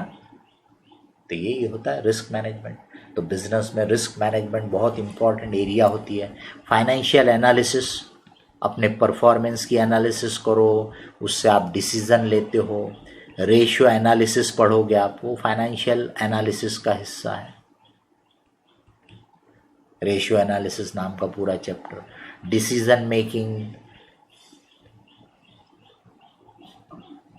ये आप सब डिसीजन ही ले रहे हैं, कैपिटल बजटिंग के डिसीजन, फिर वर्किंग कैपिटल के डिसीजन, फिर कैपिटल स्ट्रक्चर के डिसीजन, ये डिसीजन मेकिंग की पूरी प्रोसेसेस आप पढ़ते हो। अब जब बिजनेस आपका अच्छा चलने लगा, है ना, तो फिर इच्छा होती है और बढ़ाने की। तो और बढ़ाने में एक तरीका ये होता है कि आप खुद नए प्रोजेक्ट सिलेक्ट करो और उसको सेट करो। तो but naturally it is going to take lot of time, है ना। एक नया कैपिटल बजटिंग का प्रोजेक्ट पूरा सेट करने में सालों साल लग सकते हैं। हमारी तो इच्छा है जल्दी से एक्सपांशन करना है ना, तो उसका क्या रास्ता है? उसका रास्ता है मर्जर, अमलगमेशन बोलते हैं ना, टेक ओवर, दूसरे के बैठे बैठाए कारोबार को हड़प लेने का, है ना। तरीके होते हैं, लीगल तरीके होते हैं, लॉ में बाद में आप पढ़ोगे, आपको कंपनी लॉ वगैरह में पढ़ भी लिया होगा आपने ग्रुप 1 में, और अभी आपके राहुल सर आपको कॉरपोरेट मैनेजमेंट वगैरह की ऐसी बहुत सारी चीज़ें आपको बताएंगे। एटलीस्ट जितना आपके कोर्स से कनेक्टेड होगा उतना तो आपको बताएंगे। तो ये मर्जर, टेक ओवर, ये भी तरीके होते हैं अपने ऑर्गेनाइजेशन को बड़ा करने के इन ए क्विक टाइम, क्योंकि ऑलरेडी वो किसी ने सेट करके रखा है, बट हमने उसको एक्वायर कर लिया लीगल तरीके से, तो हमारा ऑर्गेनाइजेशन बढ़ जाता है, एक्सपांड हो जाता है, बराबर। देन फाइनेंशियल कंट्रोल, अगर आप अपने पैसों का और फाइनेंशियल चीज़ों का अच्छा कंट्रोल करोगे तो नेचुरल है कॉस्ट कम होगी, रिटर्न बढ़ेंगे, तो प्रॉफिटेबिलिटी आपकी बढ़ेगी। फाइनेंशियल मैनेजमेंट को अकाउंटिंग से भी अपन लिंक करके देखते हैं। अकाउंटिंग यानी रूटीन काम हो जाता है, स्टैटिस्टिकल सब हिसाब किताब रखना, लेकिन फाइनेंशियल मैनेजमेंट उनका यूज़ करना, अकाउंटिंग के डाटा का यूज़ करना। तो इसलिए फाइनेंशियल मैनेजमेंट वाले को भी देखना पड़ता है कि अकाउंटिंग का जो सिस्टम है वो इस ढंग से बने, इस ढंग से रहे कि मेरी नीड जो है इंफॉर्मेशन की वो पूरी हो। तो इसका मतलब फाइनेंशियल मैनेजमेंट वाले को भी अकाउंटिंग में इन्वॉल्व होने की ज़रूरत पड़ सकती है, या अकाउंटिंग को किस तरीके से मेंटेन करना है, कैसी रिपोर्ट, कैसा डाटा हमको वहाँ से मिलना चाहिए। टैक्सेशन, जो कुछ आपने कमाया सब टैक्स के नाम से बहुत सारा चला गया तो वो भी तकलीफ देता है ना। तो उसकी भी प्लानिंग करना पड़ता है कि भाई क्या तरीके अडॉप्ट करें जो लीगल भी हो और हमारा टैक्स भी सेव कर सकें, बराबर।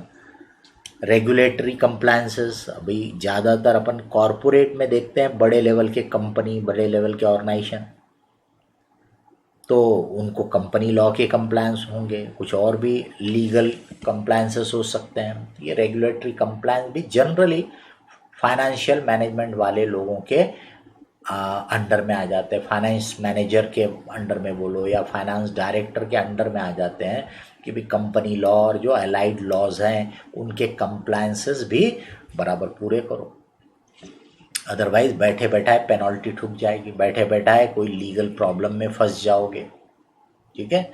तो रेगुलेटरी कंप्लायंसेस होना चाहिए। आप कभी कभी देखते होंगे ना, बड़े बड़े सब फ्रॉड वाले बोलो या मैनिपुलेशन वाले केसेस पकड़ में आते हैं कि उन्होंने जो भी है लॉ के खिलाफ काम किया है, छुपाते रहे, लेकिन जिस दिन पोल पट्टी खुल गई तो जिसका बहुत बड़ा नाम भी होता है वो बोलते हैं ना मट्टी में मिल जाता है। तो लेकिन वही लोग अगर लॉ के जो बोलते हैं ना फ्रेमवर्क के अंदर में, लॉ की जो लिमिट्स है उसके अंदर में काम करते, रेगुलेटरी कंप्लायंसेस को पूरा करके करते, तो उनका नाम ऐसे खराब नहीं होता। भले उनको ग्रोथ जो होता थोड़ा सा रिस्ट्रिक्टेड होता, थोड़ा सा स्लो होता, थोड़े से कंप्लायंसेस में अपने पैसे खर्च हो जाते, बट कम से कम आगे के लिए सेफ होता है। तो बिजनेस ही मत करो, बिजनेस सही तरीके से करो, लॉ के पैरामीटर के अंदर करो तो तकलीफ नहीं जाएगी, बराबर। स्टॉक एक्सचेंज को मैनेज करना, क्योंकि मैं फिर बोलूँगा अपन कॉरपोरेट में ज़्यादा बात करते हैं, बड़े लेवल के ऑर्गेनाइजेशन है कॉरपोरेट रहते हैं, तो इनकी सिक्योरिटीज जो होती है स्टॉक मार्केट में लिस्टेड होती है, तो वो स्टॉक एक्सचेंज को प्रॉपरली मैनेज करना। इसका मतलब ये नहीं कि हम स्टॉक एक्सचेंज को कुछ मैनिपुलेट कर लेते या बदल देते, लेकिन स्टॉक एक्सचेंज में हमारे सिक्योरिटी के ऊपर किन चीज़ों का कैसा इफेक्ट पड़ेगा, हमारे डिविडेंड देने का क्या इम्पैक्ट पड़ेगा, डिविडेंड नहीं देने का इम्पैक्ट क्या पड़ेगा, डिविडेंड बढ़ते जाए तो क्या इफेक्ट होगा, डिविडेंड खूब दे दिया और बाद में 2 साल डिविडेंड ही देने को नहीं है, क्योंकि हमारा जो बिजनेस है वो अनइवन प्रॉफिटेबिलिटी वाला है। कुछ पीरियड में खूब अच्छा प्रॉफिट देता है और कुछ पीरियड स्लैक चलते हैं। अब जब प्रॉफिट खूब कमाया हमने, जम के डिविडेंड दे दिया और आगे कोई डिविडेंड नहीं, तो इनका मार्केट पे बहुत इम्पैक्ट पड़ता है। तो ये सब चीज़ों को आपने स्टॉक मार्केट पे आपके सिक्योरिटी पे क्या इफेक्ट होता है उस एंगल से भी देखने का। अभी अपन देखेंगे आगे कि फाइनेंशियल मैनेजमेंट का मेन ऑब्जेक्टिव क्या रहता है। तो फाइनेंशियल मैनेजमेंट का main objective is the wealth maximisation. Profit maximisation भी ऑब्जेक्टिव है, बट वो शॉर्ट टर्म वाला ऑब्जेक्टिव है, वो थोड़ा नैरो लुकिंग ऑब्जेक्टिव है। मेन जो ऑब्जेक्टिव अपने को रखना पड़ता है फाइनेंशियल मैनेजमेंट में इज वेल्थ मैक्सिमाइजेशन। वेल्थ यानी आपके नेट एसेट की वैल्यू, और कंपनी का नेट एसेट किसको बिलोंग करता है, शेयर होल्डर को। इसका मतलब बेसिकली इक्विटी की वैल्यू, क्योंकि ये सब बिजनेस अपन ओनर के एंगल से या ओनर के बिहाल्फ में मैनेज कर रहे हैं। जो मैनेजमेंट है वो एक तरह से ओनर का रिप्रेजेंटेटिव के तौर पे काम कर रहा है, ओनर के एजेंट के तौर पे काम कर रहा है। तो उस मैनेजमेंट का ऑब्जेक्टिव क्या होना चाहिए कि मेरा जो ओनर है यानी शेयर होल्डर, उसके वेल्थ को मैं मैक्सिमाइज करूं। और वेल्थ यानी उसके शेयर की वैल्यू, तो शेयर की वैल्यू कहाँ पे डिपेंड करती है, आपके स्टॉक मार्केट को कितना ढंग से आप समझते हो, एंटिसिपेट करते हो और हर एक्शन को इस हिसाब से लेते हो कि आपके स्टॉक मार्केट पे उसका अच्छा इम्पैक्ट हो, पॉजिटिव इम्पैक्ट हो। ये ब्रॉड एरियाज हो गई जो फाइनेंशियल मैनेजमेंट के अंडर में आती हैं। इनको फंक्शंस या रोल ऑफ फाइनेंशियल मैनेजमेंट भी बोल सकते हैं, फाइनेंशियल मैनेजर के फंक्शन बोल सकते हैं, चीफ फाइनेंशियल ऑफिसर के फंक्शन बोल सकते हैं।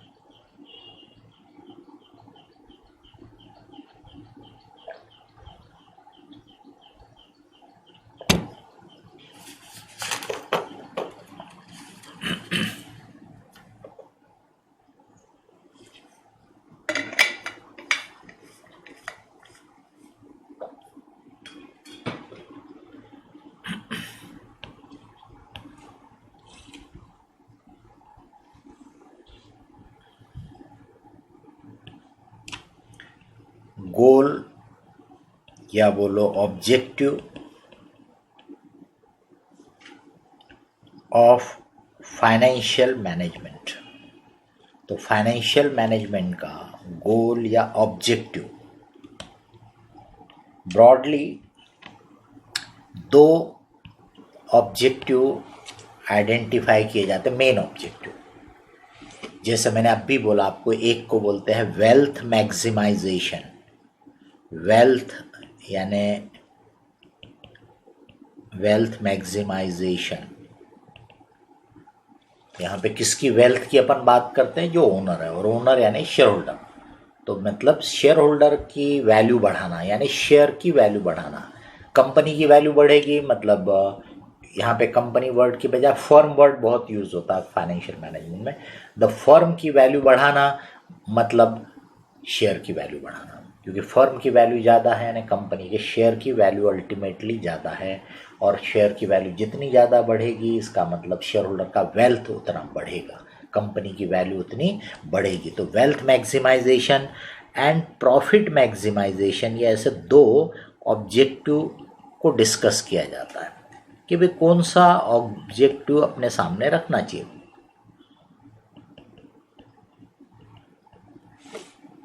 तो बोला जाएगा कि भी जो wealth maximisation as an objective है वो ज़्यादा एप्रोप्रिएट है, क्योंकि ये एक बेटर ऑब्जेक्टिव है, ब्रॉडर ऑब्जेक्टिव है।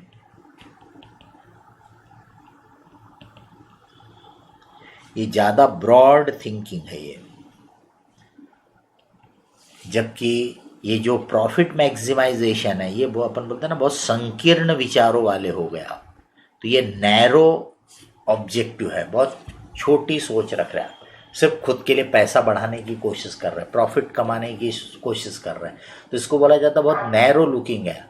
अगर आप सिर्फ प्रॉफिट को ध्यान में रख के हर काम करोगे तो बजाय प्रॉफिट के आप वेल्थ पे जाओ, वो ज़्यादा बेटर ऑल्टरनेटिव होता है। और वेल्थ यानी जैसा मैंने बोला, यानी आपके दिमाग में होना चाहिए वैल्यू ऑफ फर्म को बढ़ाना है, या उसी को बोलेंगे शेयर होल्डर के वर्थ को बढ़ाना है, शेयर होल्डर्स वर्थ, इसको बढ़ाने का टारगेट रखो। ऑटोमेटिकली शेयर की वैल्यू के बारे में अपन देखेंगे, शेयर की वैल्यू डेफिनेटली प्रॉफिट से लिंक्ड रहेगी, बट प्रॉफिट के साथ साथ हम दूसरे कंसिडरेशन को भी ध्यान देंगे जो शेयर की वैल्यू को इफेक्ट करते हैं। तो इसका मतलब जब आप वेल्थ मैक्सिमाइजेशन को अपना ऑब्जेक्टिव बनाओगे तो वो ऑटोमेटिकली प्रॉफिट मैक्सिमाइजेशन उसका हिस्सा बन जाएगा। तो इसलिए बोला ये ब्रॉड है, ये ब्रॉड थिंकिंग है। तो शेयर होल्डर का वर्थ बढ़ाना ये अपन ने टारगेट रखा, तो नेचुरल शेयर की वैल्यू पे प्रॉफिट का बड़ा इम्पैक्ट पड़ता है। तो इसका मतलब ऑटोमेटिकली अपन प्रॉफिट भी बढ़ाने की कोशिश करेंगे, बट सिर्फ प्रॉफिट नहीं, प्रॉफिट के साथ साथ अपन दूसरे एस्पेक्ट को ध्यान देंगे। लेकिन अगर अपन ने वेल्थ को अपने दिमाग में नहीं रखा बल्कि सिर्फ प्रॉफिट को अपने दिमाग में रखा, तो ये जो नैरो ऑब्जेक्टिव है, संकीर्ण सोच जो हम बोलेंगे है, ये क्या कराती है? देखिए कि आप जब सिर्फ प्रॉफिट की बात करते हैं तो यू डज नॉट कंसिडर, ये डू नॉट कंसिडर बोलो जाए तो, कि जब आप सिर्फ प्रॉफिट को दिमाग में रखते हो तो यू डू नॉट कंसिडर और यू इग्नोर, बराबर आप इग्नोर करते हो किन चीजों को? रिस्क। तो बिजनेस ए मुझे 50 लाख कमा करके दे रहा है, बिजनेस बी जो है वो मुझे मान लीजिए कि 48 लाख कमा के दे रहा है। तो आप प्रॉफिट मैक्सिमाइजेशन को अपना टारगेट रखते होंगे, तो आप बोलोगे मैं तो यार 50 लाख वाले एक बिजनेस में जाऊंगा, दूसरा 48 दे रहा है या 45 दे रहा है, अरे वाह नहीं मेरे को तो 50 है। लेकिन जब आप वेल्थ मैक्सिमाइजेशन में जाओगे तो आप उसमें रिस्क देखोगे, क्योंकि रिस्क और रिटर्न को दोनों को एक साथ देखा जाता है। सिर्फ रिटर्न यानी प्रॉफिट देख रहे हैं आप, but what is the risk? तो पता चला कि एज कंपेयर टू जो 45 लाख कमा के दे रहा, उसके कंपैरिजन में जो 50 लाख कमा के दे रहा है, इसमें रिस्क डबल है। अब आप सोचिए, देखिए आपकी थिंकिंग बदल जाएगी, अरे यार रिस्क इतनी ज्यादा है, प्रॉफिट ज्यादा है बट थोड़ा सा है, तो अपन बोलेंगे यार इतनी ज्यादा रिस्क लेने से अच्छा तो फिर 45 वाला ही अच्छा है। तो इसका मतलब अपन सिर्फ प्रॉफिट को नहीं देख रहे, फिर रिस्क को भी देख रहे हैं। लेकिन अगर आप प्रॉफिट को ही दिमाग में रखते हो तो आप रिस्क को इग्नोर कर देते हो, तो risk is ignored. Timing of return, time value of money आप पढ़ोगे अभी इसमें, timing of return.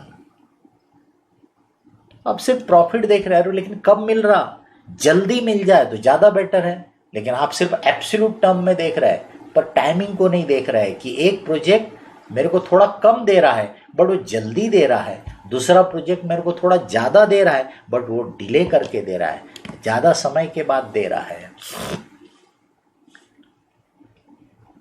Obligation to workers, भाई workers are a very important part of the organisation. तो आप उनको इग्नोर करोगे, यानी उनकी चिंता नहीं करोगे, उनके वेलफेयर की चिंता नहीं करोगे अगर आप सिर्फ प्रॉफिट को अपने दिमाग में रखोगे तो। ऑब्लिगेशन टू वर्कर्स, कंज्यूमर्स, भाई अपने कस्टमर के प्रति भी तो आपकी जिम्मेदारी है। तो जो देखिए बहुत जिम्मेदार ऑर्गेनाइजेशन होते हैं, आज देखिए उनका कितना गुडविल बन गया, यानी उनके शेयर की वैल्यू इतनी बढ़ गई है उनके गुडविल की वजह से। क्यों? क्योंकि उन्होंने हमेशा अपने कंज्यूमर का ध्यान रखा, अपने वर्कर का ध्यान रखा, उन्होंने सोसाइटी का ध्यान रखा, उन्होंने एथिक्स को फॉलो किया। अभी आपने कोविड के केस में देखा, आज देखिए अपने देश में टाटा का नाम बोला तो हमेशा लोग बहुत ट्रस्ट के साथ लेते हैं, यार टाटा का है ना तो भाई ट्रस्ट वर्दी है। क्योंकि उन्होंने इतने समय से, आपने देखा कभी भी कोई भी कैलेमिटी आ रही, कोई भी प्रॉब्लम आ रहा तो Tata will be in front to help, चाहे किसी भी तरीके की सिचुएशन हो। वो कंज्यूमर की फिक्र करते हैं, वो सोसाइटी की फिक्र करते हैं। बॉम्बे में उनके ताज होटल पे इतना बड़ा अटैक हुआ था तो मैंने पढ़ा था कि जो मिस्टर टाटा है उन्होंने सिर्फ अपने वर्कर और एम्प्लॉय की नहीं सोची, उनके तो किया ही किया, अपने एम्प्लॉयज़ की, अपने जो वहाँ पे कस्टमर थे उनकी सबकी फ़िक्र की उन्होंने। माने जो जो उनके होटल में रुके थे, जिनकी किसी की डेथ हुई या कोई इंजर्ड, उनके सबकी उन्होंने केयर ली, अपने पूरे वर्कर एम्प्लॉय की केयर ली, बल्कि उनके होटल के आसपास जितने जो छोटे छोटे दुकान लगाते थे, हाथ ठेले लगाते थे ना, बड़े होटलों के आसपास ऐसे छोटे छोटे काफ़ी दुकानें होती है क्योंकि उनका अपना बिजनेस भी उसमें अच्छा चलने लगता है। तो उन लोगों को जिनको जिनको नुकसान हुआ उनको भी टाटा ने मदद किया, समझ रहे?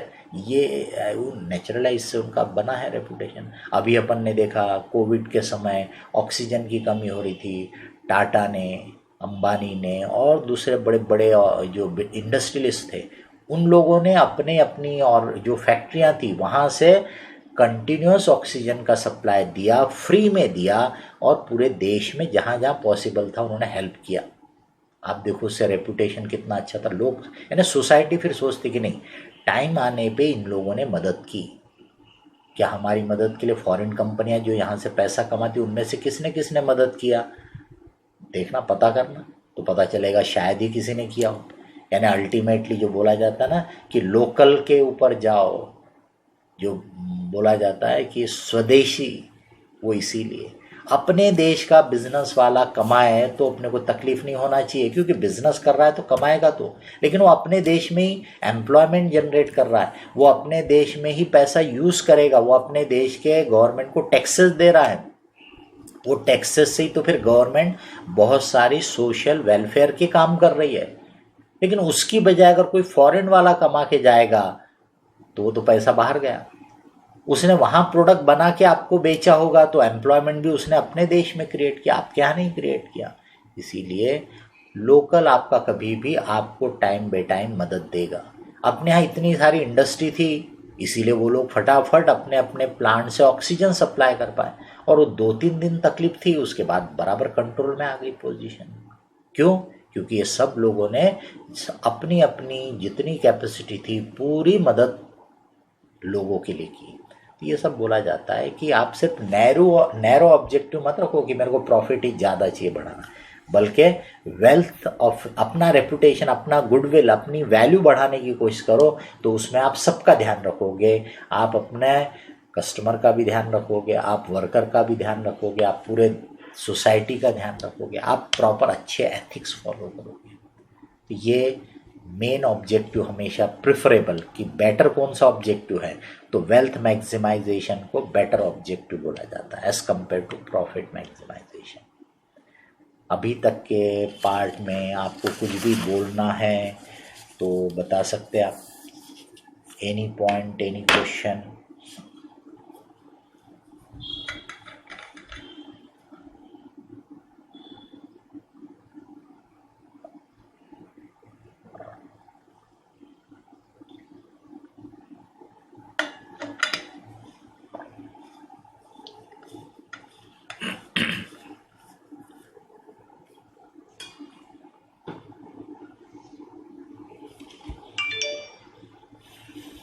Sir comment on management again. नहीं मतलब किस चीज़ का मैनेजमेंट बोल रहे हैं, मेरे को नहीं समझ में आया।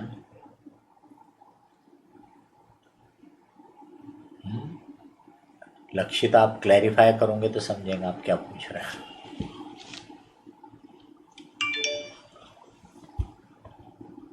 Sources of finance, sources of finance में मैनेज करना मतलब ऐसा हो गया, एक बार आप पहले तो प्लान करोगे, फिर प्लान करने के बाद उसको प्रोक्योर करोगे।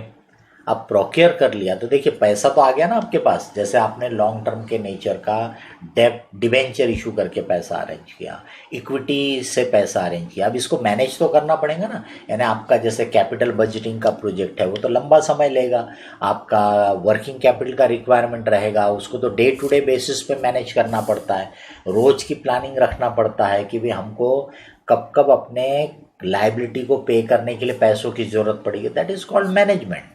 मतलब उसको पूरी तरह से डे टू डे बेसिस पे मैनेज करना, मॉनिटरिंग करना, पैसे को कहाँ इन्वेस्ट करके रखना और कब जरूरत पड़ेगी तो उसको विड्रॉ करना, कहाँ पे हमको जरूरत पड़ेगी तो शॉर्ट टर्म में बोरोइंग कर लेने का, ये कहलाता है मैनेजमेंट।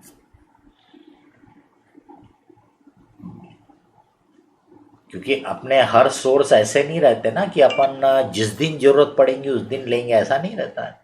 अब आपको बिल्डिंग बनाना है फैक्ट्री की, वो बिल्डिंग का काम तो मान लीजिए 2 साल चलेगा, बट क्या 2 साल में क्या आप हर महीने में इक्विटी इशू करोगे? क्या नहीं पॉसिबल है। तो इक्विटी तो आपने एक बार में इशू करके पैसा अरेंज कर लिया, डिवेंचर आपने इशू करके पैसा अरेंज कर लिया, तो फिर उसको कैसे मैनेज करना हो पैसे को? क्योंकि मैंने बोला ना खाली रखा रहेगा पैसा तो नुकसान होगा, because it has a cost, it is not free, फुकट का तो है नहीं, उसकी कॉस्ट है, तो उसको आइडल मत रखो। उसी में फिर आप वो ऐसा कॉम्बिनेशन भी बनाते हो इसीलिए कि भाई इक्विटी को पहले इशू कर दिया तो थोड़ा प्रेफरेंस बाद में इशू करेंगे क्योंकि पैसा यूज़ तो होने दो, फिर आगे प्रेफरेंस इशू करेंगे, फिर आगे डिबेंचर इशू करेंगे क्योंकि डिबेंचर पे इमीडिएटली इंटरेस्ट का मीटर शुरू हो जाएगा, है ना। तो ये सब कैपिटल स्ट्रक्चर में आपने एक बार डिसाइड किया, फिर उसकी आप प्रोक्योरमेंट कैसा करना है, कौन सा सोर्स को कब प्रोक्योर करना है। फिर आप टर्म लोन अगर ले लो, मान लो कि बैंक से या फाइनेंशियल इंस्टीट्यूशन से टर्म लोन लिया, तो वो लोग क्या करते हैं, जैसे जैसे आपका काम बढ़ता है वैसे वैसे आपको डिसबर्स करते हैं, तो वहाँ पर उतना इशू नहीं रहेगा। बट डिबेंचर, आप डिबेंचर वालों का ऐसा बार बार पैसे नहीं मांग सकते, ठीक है, आप पार्टली कर सकते हो कि थोड़ा पैसा आपने एप्लीकेशन में ले लिया, थोड़ा आपने बाद में लिया, पर बहुत छोटे छोटे टुकड़े में नहीं कर सकते आप। और फिर उसमें आपको एडमिनिस्ट्रेटिव इन्वॉल्वमेंट भी तो बहुत रहेगा ना फिर, इसीलिए आप बार बार कॉल करोगे छोटे छोटे अमाउंट के तो उसमें एडमिनिस्ट्रेटिव, तो ये सब चीज़ों को ही बोलते हैं मैनेज करना प्रॉपरली। जैसे आप अपनी पढ़ाई को कैसे मैनेज करते हो, how do you manage your studies, बराबर, कि भाई हाँ मेरे को सुबह उठ के अपनी हेल्थ को भी ध्यान रखना है तो थोड़ा सा प्राणायाम करना है या योगा करना है या कोई और लाइट एक्सरसाइज करना है, उसके बाद मेरी क्लासेस शुरू हो गई, फिर बीच में मेरे को ब्रेकफास्ट, लंच, ये सब पूरी चीज़ों की प्लानिंग करके रखो बराबर, और फिर उसको मैनेज करो। सिर्फ प्लान कर लिया लेकिन उस पर एक्ट करना पड़ेगा। फिर मैनेज करते समय अगर कुछ डेविएशन हो रहा है, जैसे कभी हो सकता है कि भाई मम्मी ब्रेकफास्ट तैयार करने में लेट हो गई, तो फिर उसको कैसे मैनेज करना कि भाई अब उसके बाद क्लास शुरू हो रही तो क्लास भी करना है लेकिन ब्रेकफास्ट भी जरूरी है। तो ये सब चीज़ें कहलाती है मैनेज करना चीज़ों को। किसी को और कोई पॉइंट और कोई question?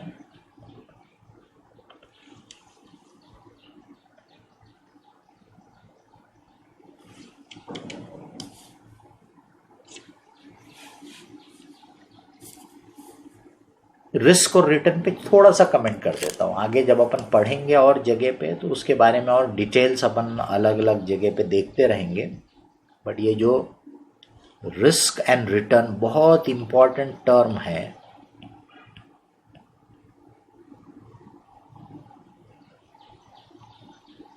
Risk and return they go side by side. Higher the risk, higher should be the return. Risk ज्यादा है तो रिटर्न भी ज्यादा होना चाहिए। अगर रिस्क बढ़ गई लेकिन रिटर्न नहीं बढ़ा तो हम बोलेंगे नहीं चाहिए हमको।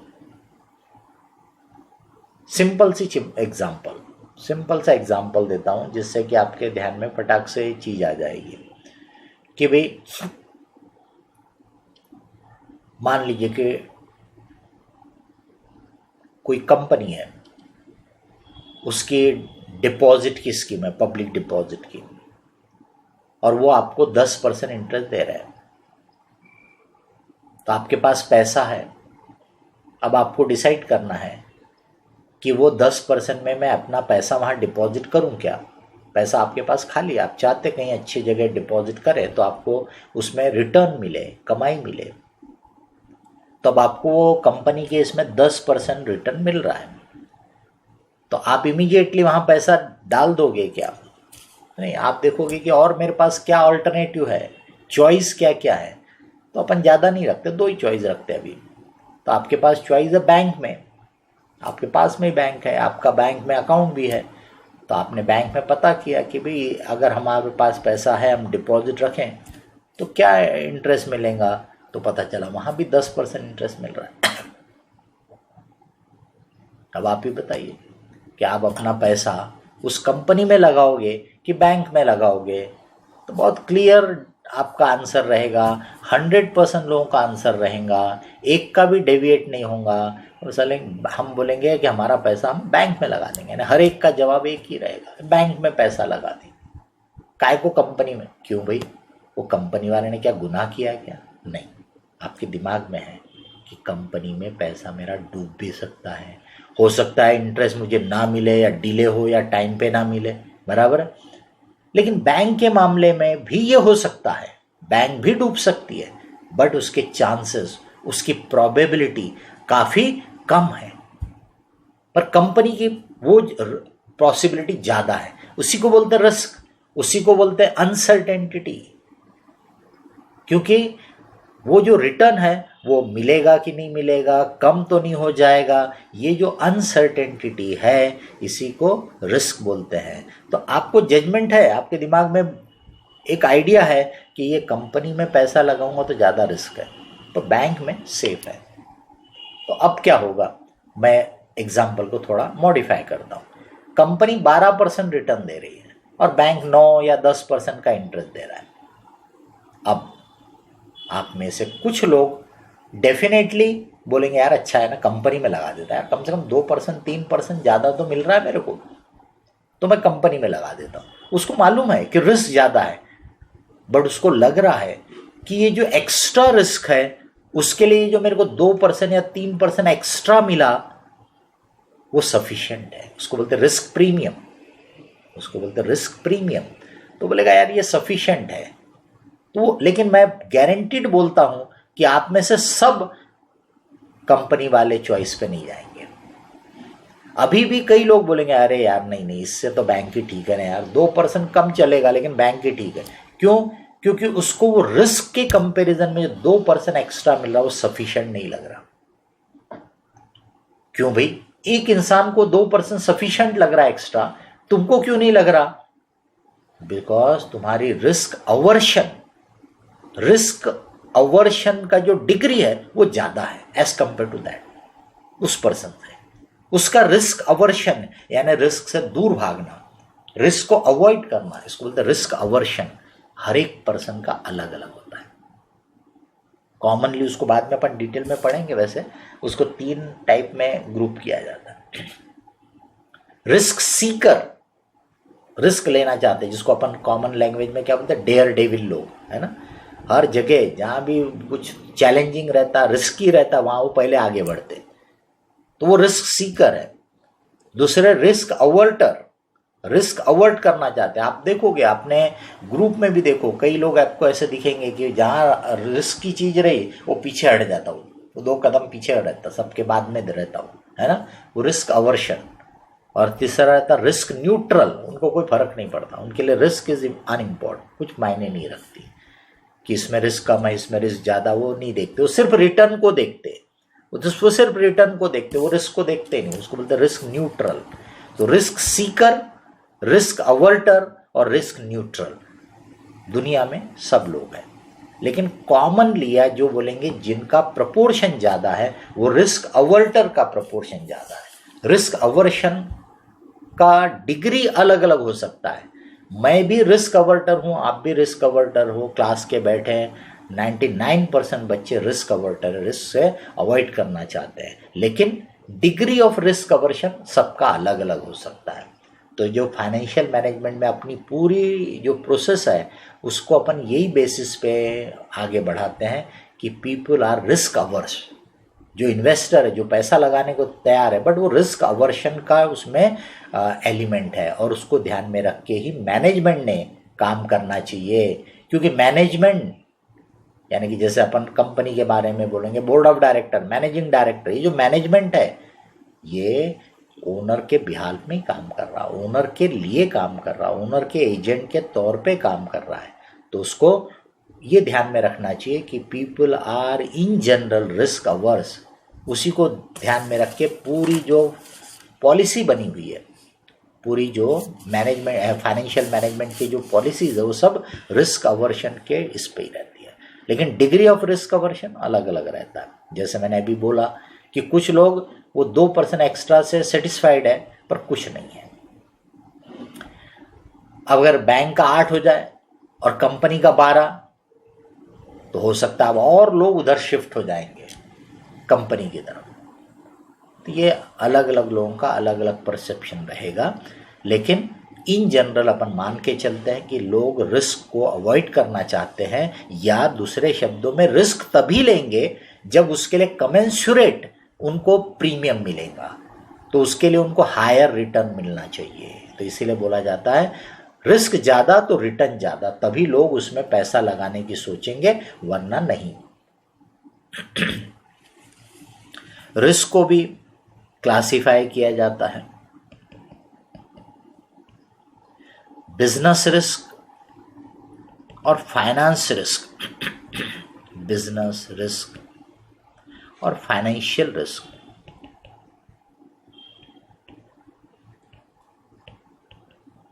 रिस्क यानी क्या? अनसर्टेनिटी। बाद में अपन वो रिस्क और अनसर्टेनिटी का भी फर्क की बात करेंगे, लेकिन अभी के लिए पहले कि रिस्क यानी अनसर्टेनिटी। तो बिजनेस रिस्क यानी क्या? तो भाई आप ये प्रोजेक्ट डालते हो, तो क्यों डाल रहे हैं आप वो प्रोजेक्ट? क्योंकि आपको लग रहा है कि उसमें आप प्रॉफिट कमा पाओगे, you will get the return out of your investment. जो पैसा इन्वेस्ट करोगे उस पर रिटर्न, बट जो रिटर्न आप सोच रहे बिल्कुल वैसा ही होगा क्या? क्योंकि आपने तो 10 साल या 15 साल का प्रोजेक्ट करके रखा होगा, तो क्या वैसा ही होगा क्या?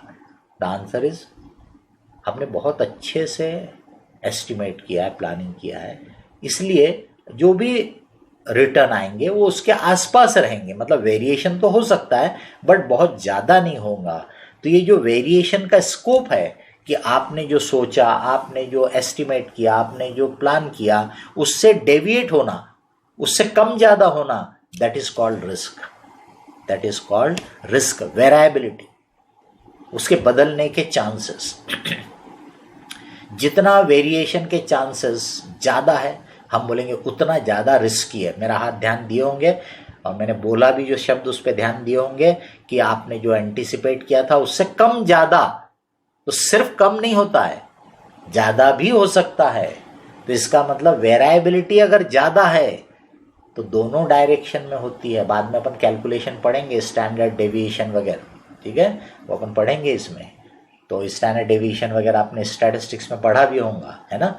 तो वो दोनों साइड के मूवमेंट को कवर करता है। इसका मतलब जो आपने सोचा था मीन वैल्यू, एवरेज वैल्यू, उससे कम भी हो सकता है और ज़्यादा भी तो हो सकता है भाई। तो रिस्क जितनी ज़्यादा है तो रिस्क सीकर जो होता है ना, वो हायर रिस्क वाले को प्रेफर करता है, क्योंकि उसमें फेवरेबल मूवमेंट भी ज़्यादा होने का उसको स्कोप लगता है। तो बोलता है मैं तो भैया ये वाला काम करूँगा। लेकिन जो रिस्क अवर्शन वाला होता है वो बोलता है यार ज़्यादा रिस्क है तो फिर या तो उतना ज़्यादा प्रीमियम मिलना चाहिए, नहीं तो मैं ज़्यादा रिस्क नहीं लूँगा। तो बिजनेस रिस्क यानी इसको बोलेंगे वेरिएबिलिटी ऑफ ऑपरेटिंग प्रॉफिट, जिसको अपन बोलते हैं PBIT, profit before interest and tax, operating profit. अब ऑपरेटिंग प्रॉफिट काय पे डिपेंड करता है? आपके सेल्स पे। तो टर्नओवर जो आपने एंटिसिपेट किया उससे कम ज़्यादा हो सकता है, सेलिंग प्राइस जो आपने एस्टिमेट में लिया उससे कम ज़्यादा हो सकता है। बजट वगैरह पढ़ लिया ना अपन ने कॉस्टिंग में, ध्यान में ला कि आपने जैसा प्रोजेक्ट डालते समय एस्टिमेट कर रहे हो, प्लान कर रहे हो, क्या वैसा ही होगा क्या? इसमें तो वेरिएशन हो सकता है, उसी को बोलते रिस्क। वेरिएशन के चांसेस जितने ज़्यादा रहेंगे बोलेंगे उतनी रिस्क ज़्यादा है।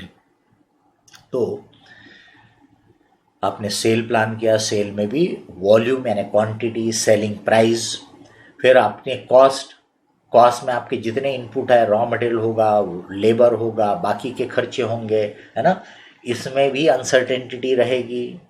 तो ये जो सेल है, कॉस्ट है, इसी के डिफरेंस को अपन बोलते हैं ऑपरेटिंग प्रॉफिट। तो इसका मतलब ऑपरेटिंग प्रॉफिट जो आपने एंटिसिपेट किया, जो आपने अपने डिसीजन में कंसिडर किया, दैट कैन वेराई, तो that is the risk. Uncertain है, वो बदल सकता है, दैट इज द रिस्क। अब उसके बाद फाइनेंशियल रिस्क क्या है? इसको बोलते हैं business risk. Sale, cost of goods sold, इनसे कनेक्टेड जो भी वेरिएशन हो सकता है that is called business risk. उससे ऑपरेटिंग प्रॉफिट आपका अफेक्ट होता है। अब ऑपरेटिंग प्रॉफिट के बाद आता है इंटरेस्ट। तो आप अपने कैपिटल स्ट्रक्चर में जितना इंटरेस्ट रखोगे, ये फिक्स कॉस्ट की तरफ काम करेगा। इंटरेस्ट ड्यू टू डेप्ट, तो जो शेयर होल्डर का प्रॉफिट है, क्योंकि शेयर होल्डर का प्रॉफिट आफ्टर इंटरेस्ट, डेप्ट के ऊपर चार्जेस देने के बाद जो बचता है वो शेयर होल्डर का प्रॉफिट है। तो आपके कैपिटल स्ट्रक्चर में इंटरेस्ट का प्रोपोर्शन जितना ज़्यादा रहेगा, डेप्ट जितना ज़्यादा, इंटरेस्ट उतना ज़्यादा। इंटरेस्ट जितना ज़्यादा रहेगा, शेयर होल्डर की प्रॉफिटेबिलिटी पे वेरिएशन की पॉसिबिलिटी उतनी ज़्यादा रहती है। तो उसको बोलते हैं फाइनेंशियल रिस्क। तो कैपिटल स्ट्रक्चर में डेप्ट को जितना ज़्यादा रखोगे शेयर होल्डर के प्रॉफिटेबिलिटी पे, उतना ज़्यादा एडवर्स इफेक्ट यानी वेरिएशन हो सकता है। तो उसको बोलते हैं फाइनेंशियल रिस्क। सिंपल सा, अभी ये सब चीज़ें अपन डिटेल में पढ़ेंगे, पर ऐसा सिंपल एक आइडिया देने के लिए कि भाई मान लीजिए हमने प्योर इक्विटी कंपनी है, डेप्ट लिया ही नहीं, अपन सेफ चलना चाहते हैं, अपने को रिस्क नहीं चाहिए, अपन ने प्योर इक्विटी से काम किया, ठीक है। थोड़ी देर के लिए टैक्स को भी अभी इग्नोर कर दो। तो अपन ने अपने पैसे पे, अगर कंपनी ने 10% कमाया होगा तो 10 अपने को ही मिलेगा, अपना ही है सब कुछ, बराबर। 8 कमाया होगा तो 8 मिलेगा, कोई हरकत नहीं, कम हो गया ना। 15 कमाएगा तो 15 भी अपने को मिलेगा। इसका मतलब जितना अपने पैसे पे कमाएगा उतना ही मिलेगा। बट अब अगर अपन ने डेप्ट को इन्वॉल्व कर दिया, डेप्ट जनरली सस्ता रहता है। अब देखिए क्या होता है कि भाई मैंने जो प्रोजेक्ट में अपने 1 लाख पे डालना चाहता था, मैंने उसके डबल साइज का डाला, 2 लाख का, पर 1 लाख डेप्ट से ले लिया, तो 2 लाख मैंने बिजनेस में लगाया।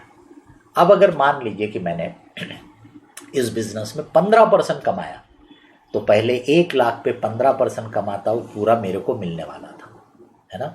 लेकिन अब 2 लाख पे 15% कमाएंगे, अब उसमें से डेप्ट वाले को इंटरेस्ट देंगे। मान लो कि वो 10% है, तो आप ध्यान से कैलकुलेशन करिए। 2 लाख पे 15%, 30,000 कमाया। 1 लाख पे 10% यानी 10,000 इंटरेस्ट दिया, तो बचे 20,000। ये 20,000 अपने लिए बच गए, यानी अपने लिए क्या हो गया, 1 लाख रुपए पे 20,000 कमा लिया। जबकि अगर अपन अपने पैसे से काम करते तो 1 लाख पे 15,000 कमाते थे। अभी क्या किया, अपने 1 लाख पे 20,000, 5,000 ज़्यादा कहाँ से मिले, वो जो डेप्ट वाले में बच गया वो अपने को मिला। ऐसा क्यों हुआ? क्योंकि जो रिटर्न ऑन द प्रोजेक्ट था, रिटर्न ऑन इन्वेस्टमेंट, वो इंटरेस्ट से ज़्यादा था, इसलिए फायदा हुआ। इसलिए फायदा हुआ। रिस्क बोला ना, दोनों साइड चलती हो, ऊपर भी और नीचे भी। अब नीचे लाते हैं, अपन ने उस प्रोजेक्ट में रिसेशन आ गया, डाउन ट्रेंड शुरू हो गया, 5% कमाए, 5% कमाए, तो 2 लाख पे 5% 10,000, 1 लाख के डेप पे 10% इंटरेस्ट, यानी 10,000 चला गया, यानी अपने लिए कुछ भी नहीं बचा। यानी 5% कमाया अपने पैसे पे, लेकिन अपने को कुछ नहीं मिला, क्योंकि रिटर्न ऑन द इन्वेस्टमेंट जो था वो कॉस्ट ऑफ डेप्ट से कम हो गया, डेप्ट से कम, तो नुकसान भी आपको हुआ। तो अगर रिटर्न ज़्यादा था तो यही डेप्ट ने आपको 15,000 के बजाय 20,000 कमा के दिया था, लेकिन रिटर्न कम हो गया तो यही डेप्ट की वजह से आपको कुछ भी नहीं मिला। इसी को बोलते हैं अनसर्टेनिटी, इसी को बोलते हैं रिस्क, वेरिएबिलिटी, चेंज होने। तो इसका मतलब कैपिटल स्ट्रक्चर में जितना डेप्ट डालोगे उससे शेयर होल्डर की प्रॉफिटेबिलिटी में उतना ही वेरिएशन बढ़ जाता है, उसको बोलते हैं फाइनेंशियल रिस्क। आपके बिजनेस की जो रिस्क है वो आपके sale, cost of goods sold, इससे कनेक्टेड जो अनसर्टेनिटी है वो बिजनेस रिस्क। अब रिस्क और अनसर्टेनिटी के बीच में क्या फ़र्क है, क्योंकि कॉमनली अपन ये दोनों वर्ड को एक सरी का यूज़ करते हैं, रिस्क और अनसर्टेनिटी को। तो रिस्क जो होता है उसमें आपके पास हिस्टोरिकल डाटा होता है जिसके बेसिस पे आप प्रोबेबिलिटी निकाल सकते हो कि ऐसा होने की पॉसिबिलिटी क्या है, चांसेस क्या है, बराबर। तो there is a historical data is available from which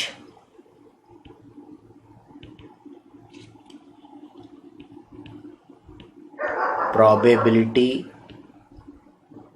of future occurrences, मतलब क्या होगा, can be derived या estimated।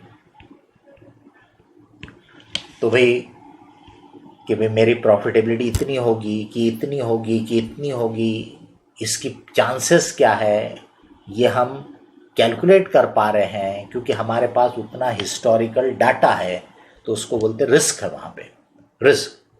लेकिन जहाँ पे हमारे पास ऐसा कोई हिस्टोरिकल डाटा नहीं रहता है कि क्या होगा क्या होगा, इसका हमारे पास कोई पास्ट एक्सपीरियंस नहीं है। तो जैसे आप बहुत सारे ऐसे प्रोजेक्ट रह सकते हैं जिनमें लंबे समय से वो काम हो रहा है, तो आपके पास हिस्टोरिकल डाटा रहेगा, इंडस्ट्री के एस्टिमेट रहेंगे कि इंडस्ट्री वालों ने पहले कैसा कैसा परफॉर्म किया है। तो वहाँ हम रिस्क वर्ड यूज़ कर सकते हैं, because you are in a position to predict कि क्या होने के पॉसिबिलिटी कितनी है। अच्छा बिजनेस चलेगा, इसकी पॉसिबिलिटी क्या है, कम चलेगा, मॉडरेट, या और कम होगा, ये आप निकाल सक रहे हो फ्रॉम द पास्ट परफॉर्मेंसेस, तो उसको बोलते हैं कि रिस्क है। बट जहाँ पर ऐसा हमारे पास कोई हिस्टोरिकल डाटा नहीं है,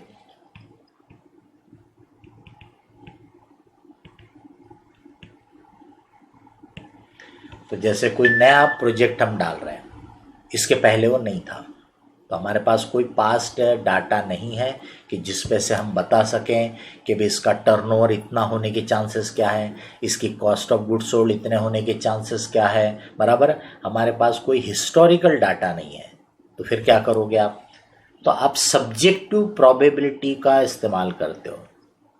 हैंस सब्जेक्टिव यानी अपने अंदाज से, अपने जजमेंट से, सब्जेक्टिव प्रोबेबिलिटी इज यूज्ड, क्योंकि आपके पास कोई ऐसा पास डाटा नहीं है कि जिसके ऊपर से आप उसको प्रूव कर सको, टेस्ट कर सको। वो जैसे आप लोगों क्या रहता ना कि भाई वो सिक्का उछालोगे, कॉइन अगर आपने टॉस किया तो it will give either head और कैन गिव टेल, बराबर है।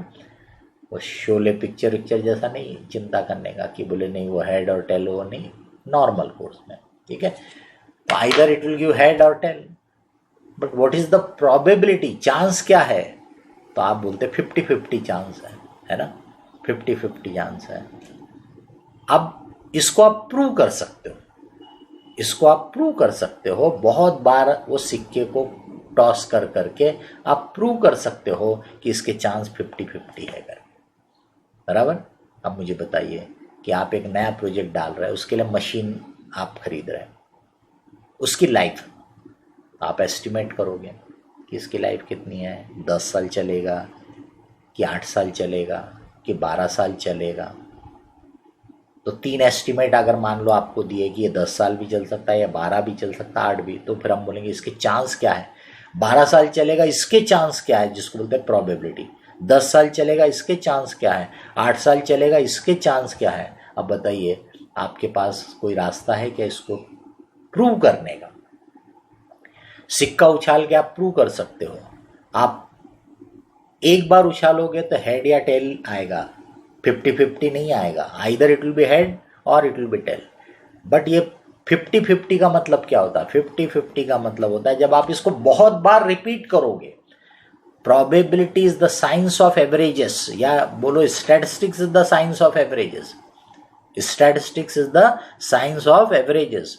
तो उसमें जो प्रोबेबिलिटी है, ये एक एवरेज जो है वो तभी अप्लाई होता है जब ये बहुत बार होगा। तो हेड और टेल आप बहुत बार सिक्का उछालते जाओ, सुबह से लेके शाम तक उछालते रहना और नोट करते रहना, और शाम को टोटल लगाना। आप देखोगे कि इट विल बी 50-50। इसका मतलब आप उसको टेस्ट कर सकते हो, प्रूव कर सकते हो। आपके पास उसका हिस्टोरिकल डाटा है, तो वहाँ जो प्रोबेबिलिटी डिस्ट्रीब्यूशन होता है उसको बोलते हैं रिस्क। लेकिन जहाँ पे आपके पास ऐसा कोई बेसिस नहीं है उसको बोलते हैं अनसर्टेनिटी। तो उसको आप अंदाज लगाओ ना भाई, अंदाज लगाओ। आप एक्सपीरियंस हो, आपके पास बिजनेस का एक्सपीरियंस है, आपके पास एक्यूमेन है, आप उस पे से अंदाज लगाओ। जैसे मशीन, अब कोई बोलेगा सर देखते ना मशीन को चला के, अरे मशीन को चला के मतलब कितने बार? वो मशीन अगर मान लो कि 10-10 साल, यानी कितने साल तक इंतजार करोगे ये डिसाइड करने के लिए कि मशीन 10 साल चलेगी कि 8 साल चलेगी, इसकी प्रोबेबिलिटी क्या है? कर सकते क्या? नहीं। हमको तो अब भी डिसाइड करना है अपने प्रोजेक्ट का इवैल्यूएशन करने के लिए। तो फिर हम अंदाज लगाएंगे कि भाई 12 साल की लाइफ लेना कि 8 साल की लेना कि 10 साल की लेना। That is called uncertainty. But अपन देखो बिजनेस में ज़्यादातर जगह अनसर्टेनिटी रहती है। मतलब आपके पास हमेशा बहुत ज़्यादा हिस्टोरिकल डाटा रहेगा ऐसा भी ज़रूरी नहीं है, कहीं कहीं पर रहेगा, नॉट ऑलवेज। और सेकेंडली आपके पास उसको प्रूव करने का कि आप बहुत बार करके देख के प्रूव भी नहीं कर सकते हो, because projects are always of longer duration. आपके हर डिसीजन जो रहते हैं वो लॉन्ग ड्यूरेशन के रहते हैं, इसलिए उनको आप ऐसे टेस्ट नहीं कर सकते, प्रूव नहीं कर सकते। इसीलिए प्रोफेशनल्स की ज़रूरत पड़ती है, इसीलिए एक्सपर्ट नॉलेज की ज़रूरत पड़ती है, क्योंकि आपने सही जजमेंट नहीं लगाए। मैंने बोला था ना, आपको इन्फॉर्मेशन गैदर करना है पहले, तो जो पॉइंट पे डिसीजन लेना है उसकी इन्फॉर्मेशन गैदर करो जो भी है, और फिर अपनी उसकी जो टेक्निकल एस्पेक्ट रहते हैं, उसकी जो टेक्निक्स रहती है वो अप्लाई करो और डिसाइड करो। अब डिसाइड करने के बाद इस पर एक्ट करो, और एक्ट करने के बाद पता चलेगा कि आपका डिसीजन सही था कि गलत था, आपको फ़ायदा हो रहा है कि नुकसान हो रहा है। तो बिजनेस की दुनिया में आपका जजमेंट बहुत इंपॉर्टेंट होता है, क्योंकि वो डिसीज़न बार बार बदल नहीं सकते, और डिसीज़न लंबे इम्पैक्ट क्रिएट करते हैं, लंबे इम्पैक्ट क्रिएट करते हैं आपके ऊपर। तो इसीलिए जो जितना अच्छे जजमेंट लगा पाता है, जितने अच्छी टेक्निक्स लगा पाता है, वो उतने ज़्यादा अच्छे प्रोजेक्शन करेगा, उतने अच्छे डिसीज़न लेगा। इसीलिए तो इतना सब पढ़ना पड़ता ना, इसलिए तो इतना सब सीखना पड़ता। आप मुझे बताइए कि सिर्फ फार्मूले याद करने से अगर फाइनेंस हो जाता था? फार्मूले रहते, लोग याद करते, सीए फाइनल में बैठे याद करते रहते हैं। अरे उसकी आइडिया डेवलप करो। ठीक है, फार्मूला बहुत कॉम्प्लिकेटेड रहेगा तो याद कर लो, कोई बुराई नहीं है, लेकिन उसको आइडिया तो समझो, सब्जेक्ट को तो पकड़ो। अगर आप नहीं पकड़ोगे तो आगे क्या कर पाओगे आप उसका? आपको प्रोफेशनल बनना है भाई, कल को इनको अप्लाई करना है, तो आप इनकी आइडिया डेवलप करोगे, इनको सीखोगे, तभी तो अप्लाई कर पाओगे ना। तो ये हो गया रिस्क और अनसर्टेनिटी। अपन कॉमनली फाइनेंशियल मैनेजमेंट दोनों को इंटरचेंजेबली यूज़ करते रहते हैं। तो रिस्क या अनसर्टेनिटी क्या है? जो हम प्रोजेक्शन करते हैं, जो हम अंदाज लगाते हैं, उसमें वेरिएशन का स्कोप, यानी जैसा सोचा उससे कम भी हो सकता है, उससे अच्छा भी हो सकता है। बोथ में मूवमेंट पॉसिबल है, तो उसको बोलते हैं रिस्क, अनसर्टेनिटी। वेरिएशन जितना ज़्यादा होने की पॉसिबिलिटी है, यानी स्टैंडर्ड डेविएशन जितना ज़्यादा होगा, हम बोलेंगे उतना ज़्यादा रिस्की है। ठीक है। रिटर्न, अपन ने रिस्क की तो बात कर ली है। रिटर्न यानी कमाई, आपने जो भी इन्वेस्टमेंट किया प्रोजेक्ट में उसका कमाई, उसको बोलते हैं रिटर्न। तो रिटर्न में एक तो होता है कि इंटरेस्ट, डिविडेंड, ये इन्वेस्टमेंट के पॉइंट ऑफ व्यू। पर कंपनी के लिए बोलोगे आप, ऑर्गेनाइजेशन के लिए, तो प्रॉफिट जो कमाया, दैट इज द रिटर्न, कि उन्होंने जो प्रॉफिट कमाया अपने शेयर होल्डर के लिए, वो रिटर्न है। अब इन्वेस्टर के या शेयर होल्डर के पॉइंट ऑफ व्यू से रिटर्न देखोगे, तो इन्वेस्टर के पॉइंट ऑफ व्यू से रिटर्न यानी उसके इंटरेस्ट की जो कमाई होगी या डिविडेंड की जो होगी, यानी शेयर में डिविडेंड, डिबेंचर वगैरह में, बॉन्ड वगैरह में इंटरेस्ट। तो इंटरेस्ट, डिविडेंड जो उसको पीरियोडिकल मिल रहा है, हर साल के साल मिल रहा है, वो भी रिटर्न है, प्लस या माइनस चेंजेस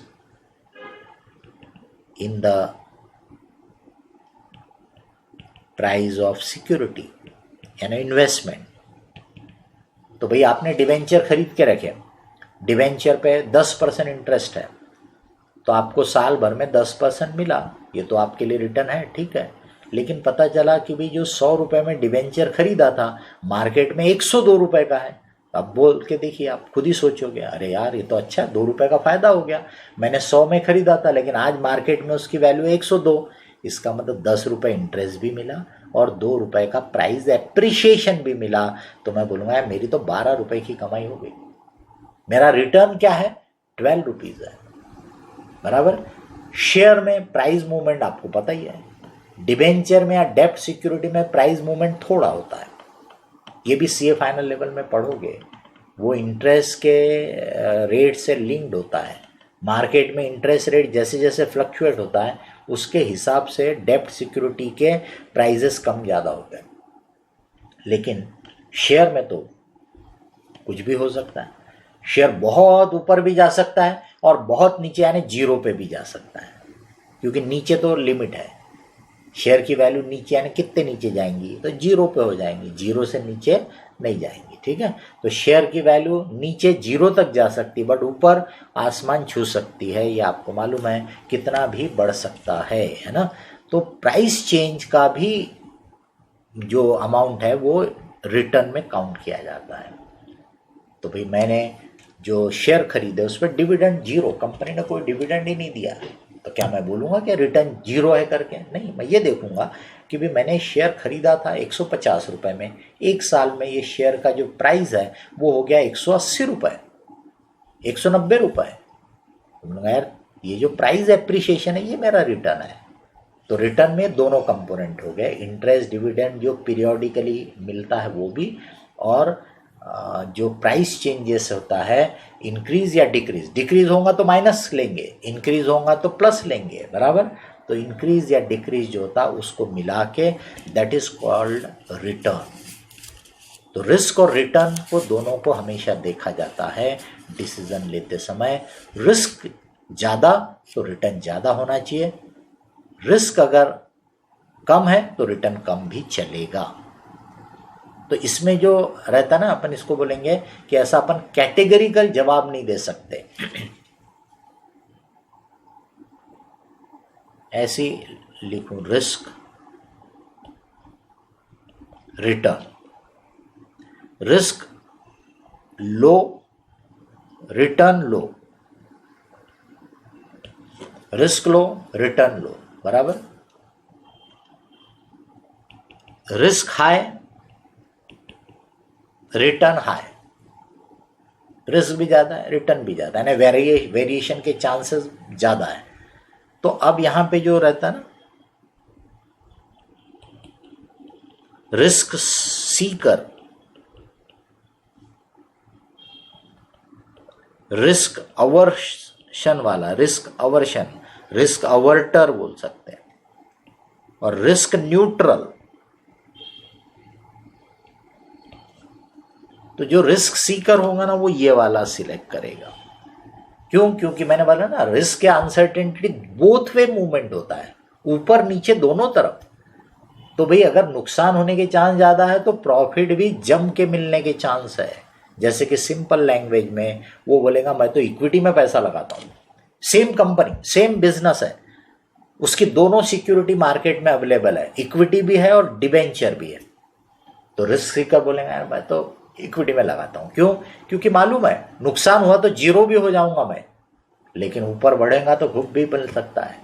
लेकिन जो रिस्क अवर्टर है वो जनरली क्या करेगा, वो लो वाले पे जाने के चांसेस ज़्यादा रहेंगे। वो बोलेगा यार ये अच्छा है, वो हाई पे जाने के चांसेस कम रहेंगे। रिस्क न्यूट्रल जो रहेगा उसको कोई फर्क नहीं पड़ता, उसको कोई फर्क नहीं पड़ता रिस्क से। वो रिटर्न देखेगा, वो सिर्फ रिटर्न देखेगा। तो वो रिस्क को नहीं देख रहा, वो सिर्फ रिटर्न देखेगा। तो बोलेगा जिसमें रिटर्न ज़्यादा है वो मेरे लिए बेटर है, उसको कोई फर्क नहीं पड़ता। उसको यहाँ पे अगर मैं बोलूँगा low risk high return,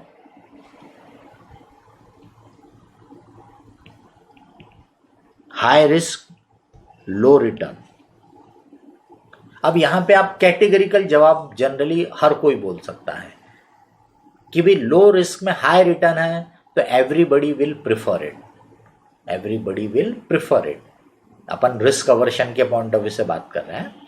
general course में मैंने बोला ना कि इन्वेस्टर रिस्क अवर्स है, ऐसा अपन बोलते हैं। बाकी रिस्क सीकर होगा ना तो वो हो सकता है कि हाई रिस्क वाले में जाने की बात करें, लेकिन अपन रिस्क न्यूट्रल या रिस्क अवर्शन में जो बात करेंगे तो अपन बोलेंगे कि रिस्क अवर्शन में ये जो लो रिस्क हाई रिटर्न है इसको प्रिफर करेगा, वो इसको प्रिफर नहीं करेगा, बराबर, वो इसको प्रिफर नहीं करेगा। रिस्क अवर्शन वाला कैटेगरिकल आंसर बोल सकता है यहाँ पर कि भाई low risk high return everybody will prefer it अपन डिसीजन लेते समय। लेकिन low risk low return, high risk high return, तो इट डिपेंड्स योर चॉइस। आपका रिस्क के प्रति कितना जो बोलेंगे स्ट्रांग ये है उसके ऊपर डिपेंड करता है। कोई लो रिस्क लो रिटर्न प्रेफर करेगा, कोई high risk high return prefer करेगा। लेकिन अगर अपन लो रिस्क और हाई रिटर्न की बात करेंगे तो generally everybody will prefer it. Come risk में ज़्यादा रिटर्न दे रहा है तो हर कोई उसको प्रेफर करेगा, और हाई रिस्क में लो रिटर्न दे रहा है तो जनरली उसको कोई भी पसंद नहीं करेगा। ये अपन मान करके चलते हैं। तो आज के लिए मेरे ख्याल से इतना सफिशेंट है। किसी को कुछ बोलना है, कुछ पूछना है तो बताइए। नेक्स्ट लेक्चर में हम इस पे आगे टाइम वैल्यू ऑफ मनी और बाकी के कुछ जनरल चीज़ों पे बात कर सकते हैं, ठीक है। किसी को कोई पॉइंट कोई क्वेश्चन है तो बताइए।